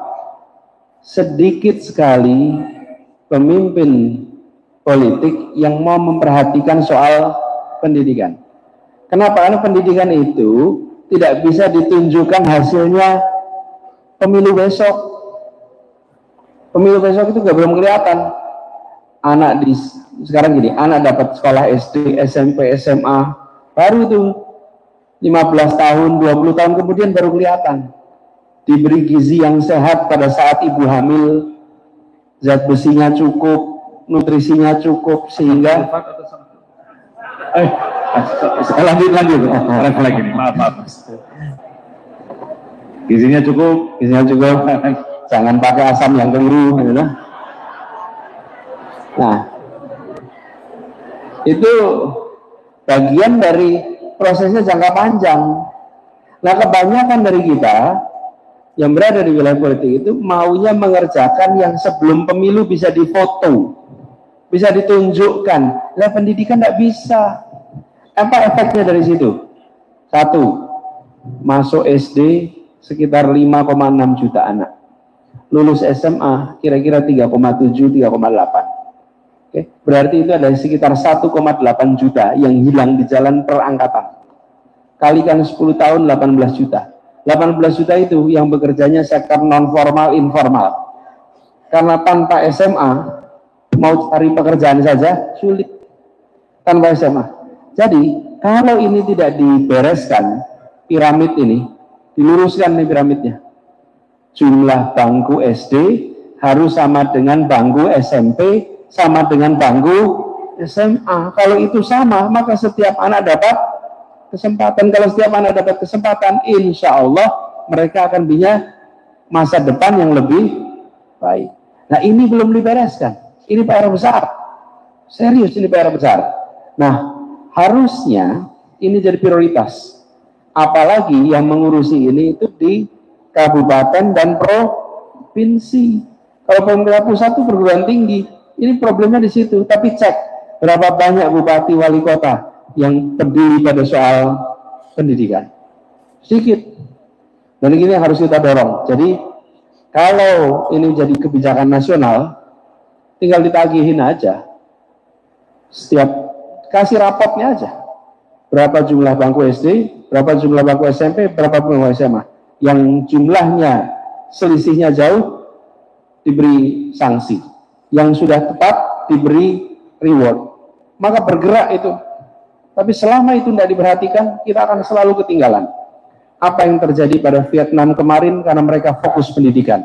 Apa yang terjadi pada Korea kemarin karena mereka fokus pendidikan. Apa yang terjadi pada Singapura fokus pendidikan. Semua memandang pendidikan sebagai investasi. Serius sekali. Dan akibatnya pengentasan kemiskinan pun terjadi. Tidak dirawat dengan cara ketimpangan. Saya termasuk yang merasa gemes soal ini. Ingin segera ada keseriusan. Karena setiap tahun kita kehilangan anak-anak kita di jalan. Dan semakin kita kehilangan, semakin kita punya PR di masa yang akan datang. Kenapa? Karena yang disebut sebagai bonus demografi itu jumlahnya besar, tapi kompetensinya kecil. Akhirnya jadi beban. Jadi, Bung Haidar, ini PR yang menurut hemat kami itu penting sekali untuk jadi perhatian. Itu saya selalu mengulang-ulang yang Anda bilang tadi. Pendidikan sebagai eskalator sosial ekonomi. Gitu ya. Chelsea. Oh. Yang lebih penting, pendidikan itu ada pada pendidikan karakter. Kita bisa belajar bagaimana Kartini di masa penjajahan. Umur 12 tahun. Satu hari Kartini keluar dari tempat dia dipingit di rumah bapaknya yang bupati. Dia melihat ada 2 gunduk rumput yang berjalan. Ketika didekati, ternyata ada seorang anak berumur 6 tahun memikul rumput. Di celana kolornya yang tanpa baju ada sabit dan tangan kirinya menggandeng adiknya yang berumur 4 tahun. Ditanya oleh Kartini, untuk apa rumput itu? Doro, rumput ini akan saya jual kepada juragan kuda. Nanti saya dapat 50 sen. Saya belikan kue sagu untuk sarapan pagi saya dan adik saya. Nah, di mana ibu bapakmu? Bapakku sudah mati. Ibuku bekerja sebagai tukang cuci di juragan Cina. Kami hanya makan nasi sekali siang hari ketika ibuku pulang membawa upah dari mencuci. Kartini langsung lari ke rumah menangis. Kemudian dia menulis surat kepada Stella, sahabatnya yang ada di negeri Belanda dalam bahasa Belanda yang bagus. Dan oleh Stella kemudian dimasukkan ke koran-koran di Belanda dan akhirnya juga masuk ke koran-koran di Hindia Belanda.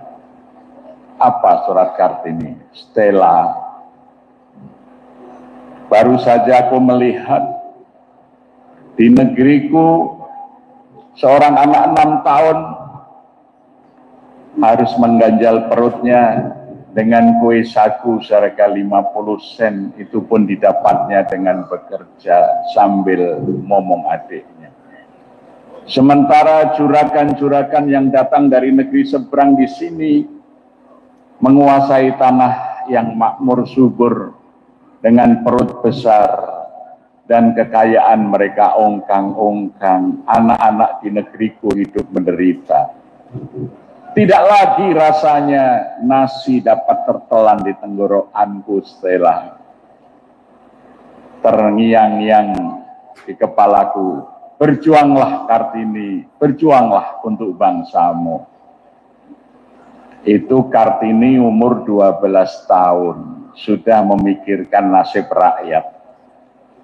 Padahal dia sekolahnya sampai lulus sekolah rendah.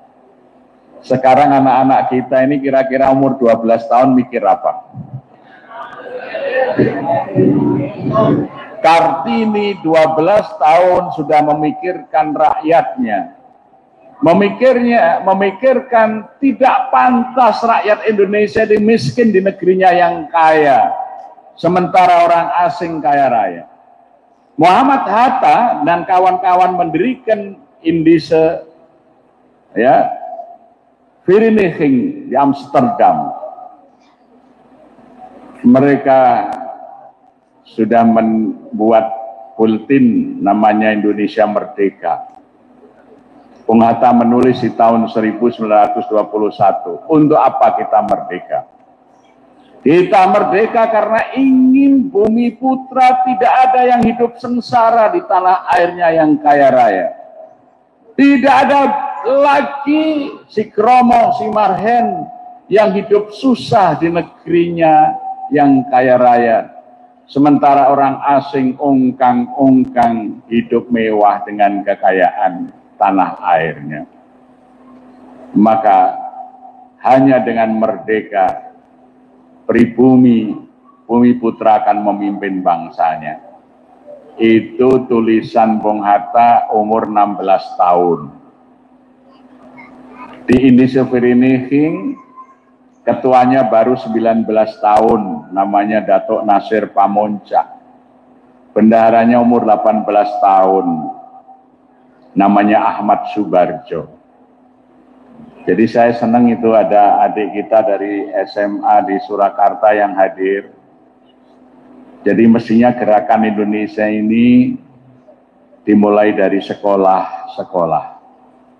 Jadi anak-anak SMP, SMA sudah harus memikirkan bangsanya, menurunkan penguasa yang bodoh dan zalim. Dimulai dari para pelajar, bukan mahasiswa. Para pelajar harus punya keterpanggilan menyelamatkan rakyatnya. Tidak lagi nunggu mahasiswa. Ya, ketika perang mempertahankan kemerdekaan pun anak-anak kelas SMP sudah mendirikan TRIP, Tentara Republik Indonesia Pelajar. Tentara Republik Indonesia Pelajar itu anggotanya anak-anak 16 tahun yang mengangkat senjata mempertahankan kemerdekaan. Jadi di sekolah itu harus ditanamkan kecintaan kepada tanah air dan peka terhadap nasib rakyat. Jadi kalau ada penguasa yang bodoh, sekalipun anak-anak belum punya hak memilih, punya hak menurunkan penguasa yang zalim. Terima kasih.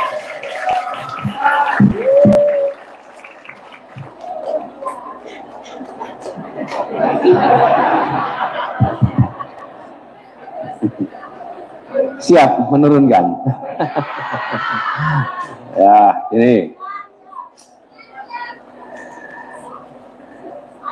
Chelsea. Insya Allah nanti salamnya disampaikan. Ya. Bagaimana mengembalikan kepercayaan? Nah, ini tanggung jawab dari yang dipercayai. Tadi saya sampaikan, yang dijanjikan harus dilaksanakan. Nah, kalau mau dipercaya begitu, yang dijanjikan harus, nah, apalagi sekarang ini eranya era digital. Semua ada rekamannya. Semua ada rekamannya. Jadi dulu janji apa, itu bukan memori orang banyak, tapi ada digitalnya. Karena itulah cara kita membangun kepercayaan adalah laksanakan janji, laksanakan janji, laksanakan janji. Karena itu yang nanti akan mengembalikan kepercayaan. Dan ini adalah apa ya, PR terbesar kita sekarang. Ini betul-betul PR terbesar kita. Bukan saja di tingkat nasional, tapi juga di tingkat daerah. Nah, saya meneruskan sedikit tentang anak-anak muda. Anak-anak muda, ini kesempatan, karena anak-anak muda punya kelonggaran. Beban himpitan ekonomi umumnya belum merasakan. Beban politik umumnya belum merasakan. Punya idealisme, punya keberanian. Manfaatkan ini untuk ikut menagih janji. Dan titip, anak muda harus berpikir kritis, harus mau bertanya yang tidak ditanyakan, harus mau mengungkapkan pertanyaan-pertanyaan yang sulit, pertanyaan-pertanyaan yang tidak biasa dimunculkan. Dan kekritisan inilah yang akan menjaga kewarasan bernegara. Karena kalau kita memiliki kemampuan berpikir kritis, teman-teman sekalian, segala macam propaganda yang tidak masuk akal itu akan bisa ditangkis. Tamengnya menghadapi hoax adalah kemampuan berpikir kritis. Kalau tidak punya kemampuan berpikir kritis, hoax itu langsung masuk. Tapi kalau punya berpikir kritis, dia akan bisa jadi tameng, akan jadi perisai. Dan berpikir kritis itu akan bisa membuat kita selalu muncul dengan pertanyaan untuk perubahan, pertanyaan untuk kemajuan. Tapi kalau tidak berpikir kritis, semua diterima. Dan kalau semua diterima, tidak ada tuntutan, tidak ada perubahan, tidak ada perbaikan. Itu sebabnya berpikir kritis itu penting sekali. Nah, di umat seringkali yang lemah ini pada berpikir kritis. Sangat minim. Kita seringkali lebih banyak mengingat-ingat, lebih banyak mengimitasi daripada mengkritisi. Kenapa? Karena kalau mengajarkan berpikir kritis, otomatis gurunya harus menghadapi pertanyaan kritis. Otomatis mengajari orang anak-anak berpikir kritis, beban menjadi lebih besar. Tapi dengan cara seperti itu, maka muncul, coba cerita tadi, kalau kisah tadi, Kartini tidak punya kemampuan berpikir kritis, dia tidak memandang ini sebagai masalah. Anak yang miskin itu dianggap kenyataan, bukan dianggap sebagai masalah. Begitu dianggap sebagai masalah, dia muncul pertanyaan, kenapa bisa begini? Apa yang harus dikerjakan? Bagaimana mengkoreksinya? Itu semua bermula dari berpikir kritis. Ya, ini harus kita tumbuhkan sama-sama. Di dalam proses demokratik, kita butuh orang berpikir kritis. Kalau tidak berpikir kritis, apa saja diterima, apa saja dianggap sebagai kenyataan, tidak dianggap sebagai masalah. Itu, Mas Ais. Ya, dan ketika berpikir kritis, siap-siap banyak musuhnya ya, Mas Ais ya? Siap-siap gitu ya? Lebih banyak sahabatnya. Oh, musuhnya hanyalah penguasa yang rakus. Mantap sekali. Nah, kalau kita terbiasa berpikir kritis dan terbiasa berdialog, maka tidak akan takut menghadapi dialog dimanapun juga. Kalau ada pemimpin tidak mau dialog, artinya apa? Iya, kalau ini, makanya teman-teman sekalian, kalau membuat kebijakan yang mendasarkan pada akal sehat, mendasarkan pada data, mendasarkan kepada ilmu pengetahuan, maka kebijakan itu berani dipaparkan untuk diperdebatkan. Ya. Tapi kalau membuat kebijakan tidak berdasarkan akal sehat, tidak menggunakan data, tidak menggunakan ilmu, maka dia pasti tidak mau dialog. Pasti tidak mau dialog. Nah, pasti begini, diputuskan diam-diam, tidak ada dialog publik, tidak ada perdebatan, Kalau itu terjadi, artinya ada yang disembunyikan. Ya, yang contoh paling sederhana saya sering katakan, kenapa IKN itu bermasalah? Karena tidak diputuskan melalui proses tadi, dialog terbuka, diskusi, dan dari situ kalau jadi keputusan maka enak. Tapi kalau tidak, ini sudah diputuskan dulu, baru debat, baru diskusi, ya repot. Jangan diulangi lagi ini. Itu namanya pecah sendai. Ya, saya jadi ingat Mas Anies, kata Nabi, kalau dosa itu apa sih? Dosa itu adalah ketika sesuatu disembunyikan dan orang lain tidak ingin kita boleh tahu gitu ya, Mas Anies. Nah, karena itulah jawaban terhadap proses demokrasi satu kata, transparansi.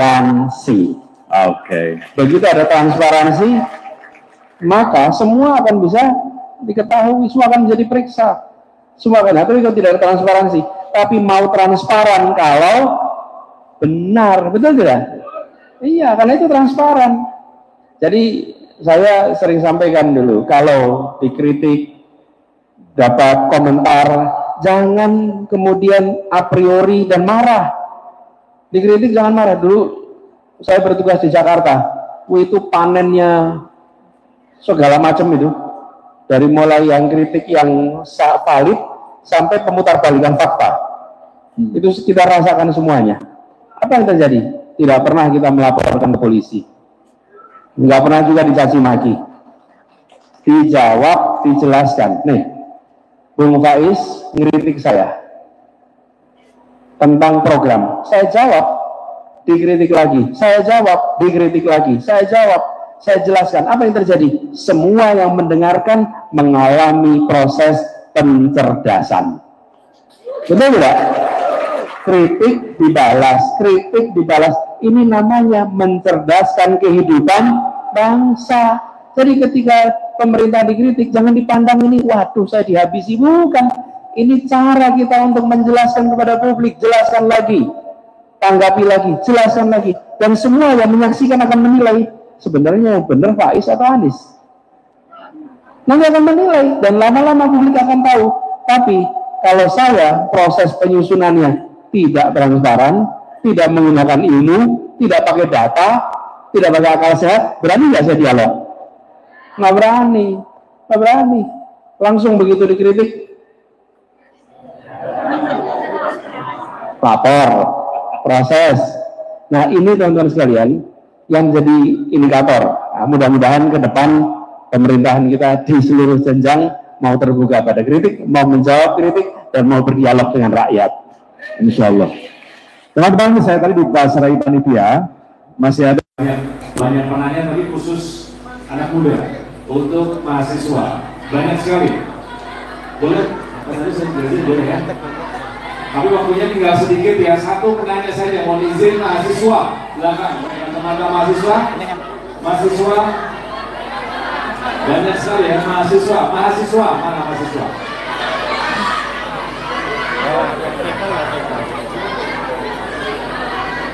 Silakan jawab.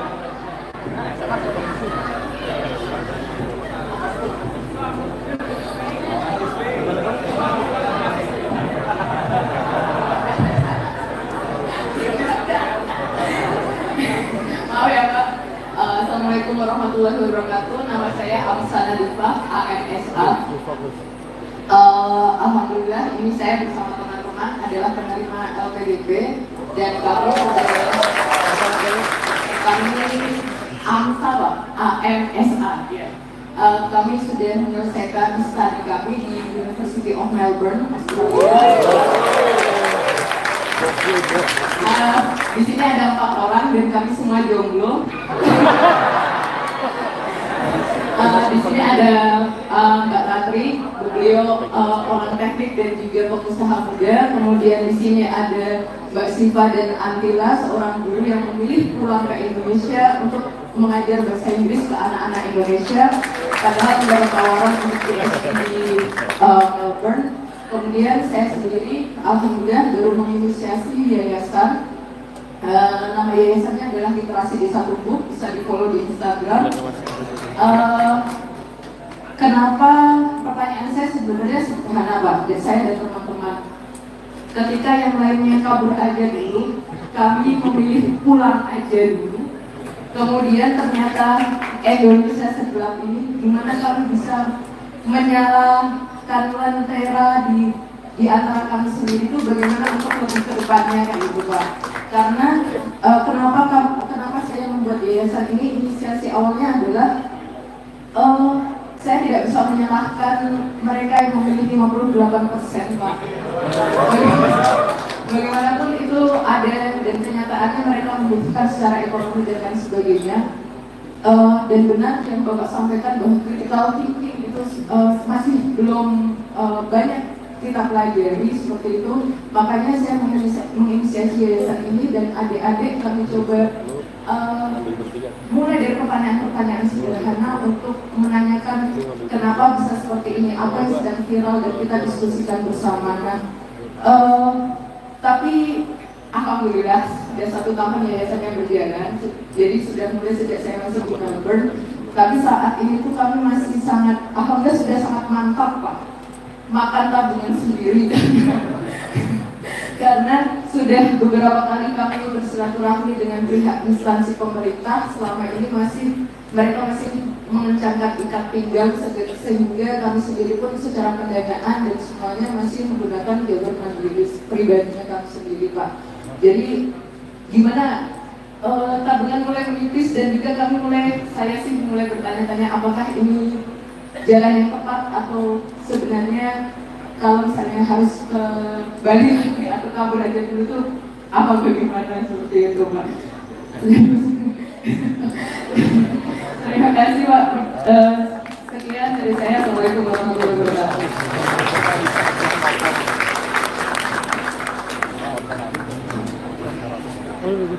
Saya kira kreativitas teman-teman ini bisa dilaksanakan di masjid.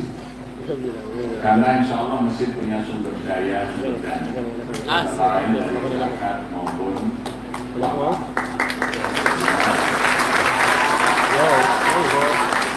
maka silakan apa yang akan dilakukan nanti bisa kita kerjasamakan. Ya, karena masjid-masjid kita harus menjadi sumber kesejahteraan rakyat. Ya, ini menjadi tagline daripada Masjid Jogokarian. Masjid Jogokarian adalah masjid dengan tagline masjid sebagai sumber kesejahteraan rakyat, masjid tempat menyiapkan para pemimpin bangsa. Maka hari ini kita undang Pak Anies karena dia calon pemimpin. Ya, Mbak yang datang juga datang calon pemimpin. Mari coba kita bangun rakyat melalui masjid. Ya bisa melalui partai politik karena partai politik sudah disandera oleh para oligarki. Ya, partai politik bukan memperjuangkan rakyat, tapi memperjuangkan kepentingan pemilih. Udah. Buktinya undang-undang yang dihasilkan oleh partai politik memihak pemilih. Tidak memihak rakyat. Maka DPR telah menjadi departemen perwakilan rakyat, tidak menjadi dewan lagi. Maka masjid yang harus menyuarakan suara rakyat, masjid harus membela rakyat. Maka mari kita program dari masjid kesejahteraan rakyat. Jadi konsep-konsep Mbak ini, ayo coba kita aplikasikan di masjid-masjid. Ya, ketika media sudah menjadi buzzer, tinggal mimbar-mimbar masjid yang merdeka. Jadi suara rakyat harus disuarakan dari masjid, karena media sudah menjadi buzzer kekuasaan. Hanya sedikit media yang mau menyuarakan suara rakyat. Saya kira 800.000 lebih masjid di Indonesia ini yang harus menggemakan suara rakyat. Ya, maka kembalilah ke masjid, bangunlah rakyat dari masjid. Ketika wakil-wakil rakyat telah menjadi wakil-wakil para pengusaha, tidak mewakili rakyat lagi, sehingga hampir semua produk undang-undangnya memihak kepentingan pemilih muda, tidak memihak kepentingan rakyat. Para tokoh kita yang ada di partai politik seperti kata Bung Karno sudah menjadi buruh politik. Ya, maka politik dihidupkan dari masjid, politik yang bebas, ya, politik yang merdeka, politik yang berani, karena di masjid itu syaratnya adalah walam yang syahid Allah, tidak boleh takut kecuali hanya kepada Allah. Maka para khotib penakut jangan dikasih jadwal.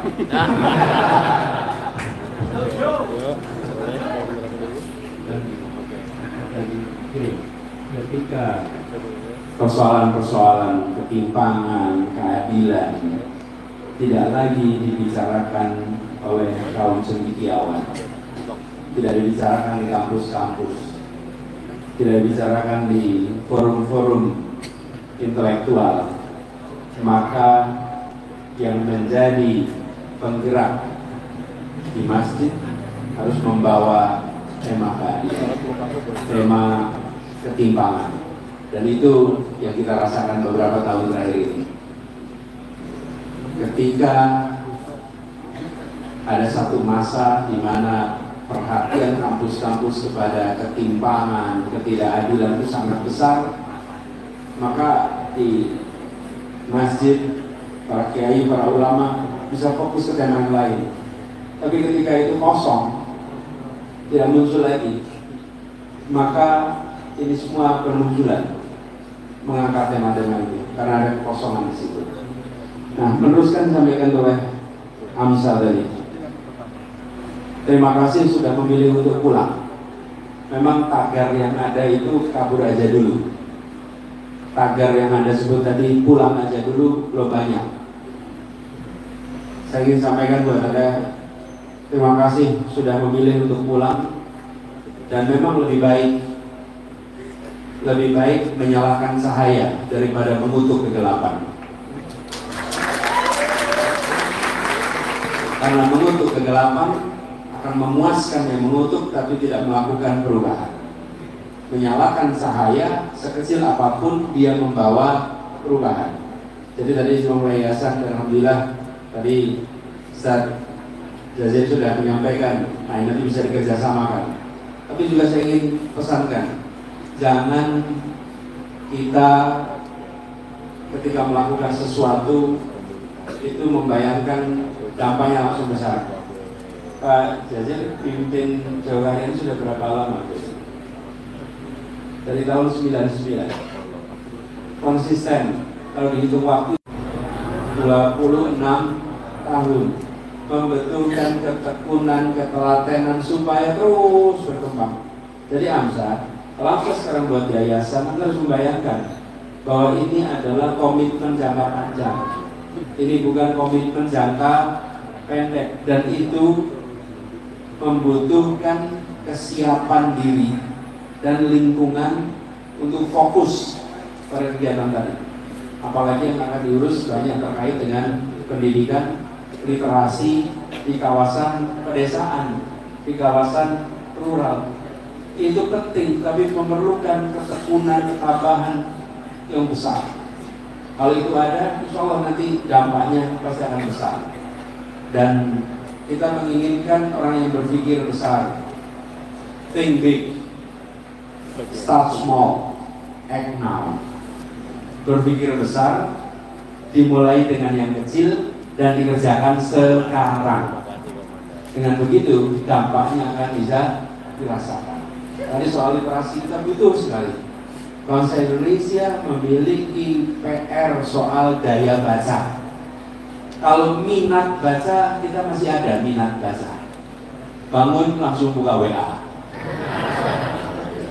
Betul kan? Minatnya ada, tapi daya baca rendah. WA panjang aja skip. Buku agak tebal, takut, ngantuk. Nah, kita butuhkan daya baca. Jadi kalau ada gerakan literasi meningkatkan daya baca, insya Allah kita akan memiliki generasi mumpuni di masa yang akan datang. Jadi Abang Hamzah, terima kasih sudah memilih untuk pulang. Tapi saya juga beri catatan, ketika kita memiliki talenta-talenta hebat yang hari ini memilih bekerja di luar, jangan cepat-cepat dihakimi sebagai tidak nasionalis. Jangan. Saya sering katakan, mereka yang bekerja di dunia internasional adalah orang-orang yang membawa nama baik Indonesia di kancah global. Kita kekurangan lembaga-lembaga besar dunia, kekurangan orang Indonesia di situ. Lihat ke PBB, mana orang Indonesia di PBB? Kita lihat institusi pembangunan dunia, ada UNICEF, ada UNESCO, ada banyak sekali badan-badan itu. Isinya India, Jepang, Filipina, Tiongkok. Mana yang Indonesia? Kita membutuhkan orang-orang Indonesia di sana supaya orang Indonesia bisa mempengaruhi kebijakan di sana, supaya kita bisa mewarnai Indonesia di sana. Kita dulu pernah punya orang Indonesia menjadi rektor PBB, rektor Universitas PBB di Jepang, dan yang menjadi rektor ini tidak punya gelar S1, tapi dia dihormati dunia karena dia adalah seorang otodidak yang memiliki pemahaman ilmu sosial yang luar biasa, sampai mendapatkan banyak gelar doktor honoris causa dari kampus-kampus terkemuka. Itu terjadi kenapa? Karena mumpuni diakui. Nah, kita perlu lebih banyak orang Indonesia di situ. Jadi berangkatnya keluar Indonesia itu dipandang sebagai bawa nama Indonesia, sambil kita tahu sejauh-jauhnya mereka pergi dari Indonesia, pesawat terbang hanya bisa membawa badannya pergi, hati dan pikiran tidak akan pernah bisa meninggalkan Indonesia. Coba Anda tanya, semua yang pada pernah itu justru di sana itu kalau nyanyi lagu Indonesia Raya di sini dengan nyanyi Indonesia Raya di sana yang pada pernah kuliah jauh ini, perintinya beda kan? Beda sekali, beda sekali. Kecintaan kita pada tanah air ini itu kecintaan yang terasa ketika kita jauh dari tanah ini. Semua yang pernah merasakan di pengasingan mungkin jauh, pasti merasakan itu. Nah, jadi pesan saya, kalau Anda sudah memilih pulang, maka all out di sini.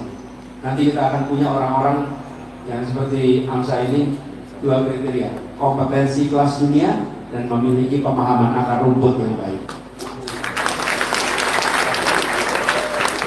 Biasanya yang punya kompetensi kelas dunia tidak paham akar rumput.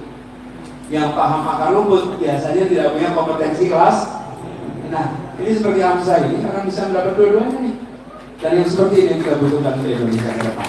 Ya. Oke, mudah-mudahan bisa segera kerjasama nih ya. Oke, sudah jam 11 Mas Anies. Kita kasih statement. Pak Jazir mau memberikan statement singkat, kemudian disusul Pak Anies. Setelah itu kita foto bersama. Oh ya, sebelumnya teman-teman ada pesan nih dari panitia Jogokaryan. Ini ada penjualan burger Jogokaryan di food truck di parkiran depan Indomaret, dan 100% hasil penjualan untuk safari dakwah resik-resik masjid se-Jawa Bali. Yang sebelah sini ya, Indomaret sini ya, silahkan dibeli. Oh ya, oh ini burger contohnya ini. Oke, silahkan ya, bisa dibeli. Mengganjal produk sahur dengan makan burger yang diolah oleh mobil dapur masjid. Nanti hasilnya ini untuk membackup program bersih-bersih masjid Jawa Bali. Silakan dinikmati. Ya. Kita bersihkan masjid kita sebagai awal membersihkan negeri kita. Bersih masjidnya, bersih negerinya.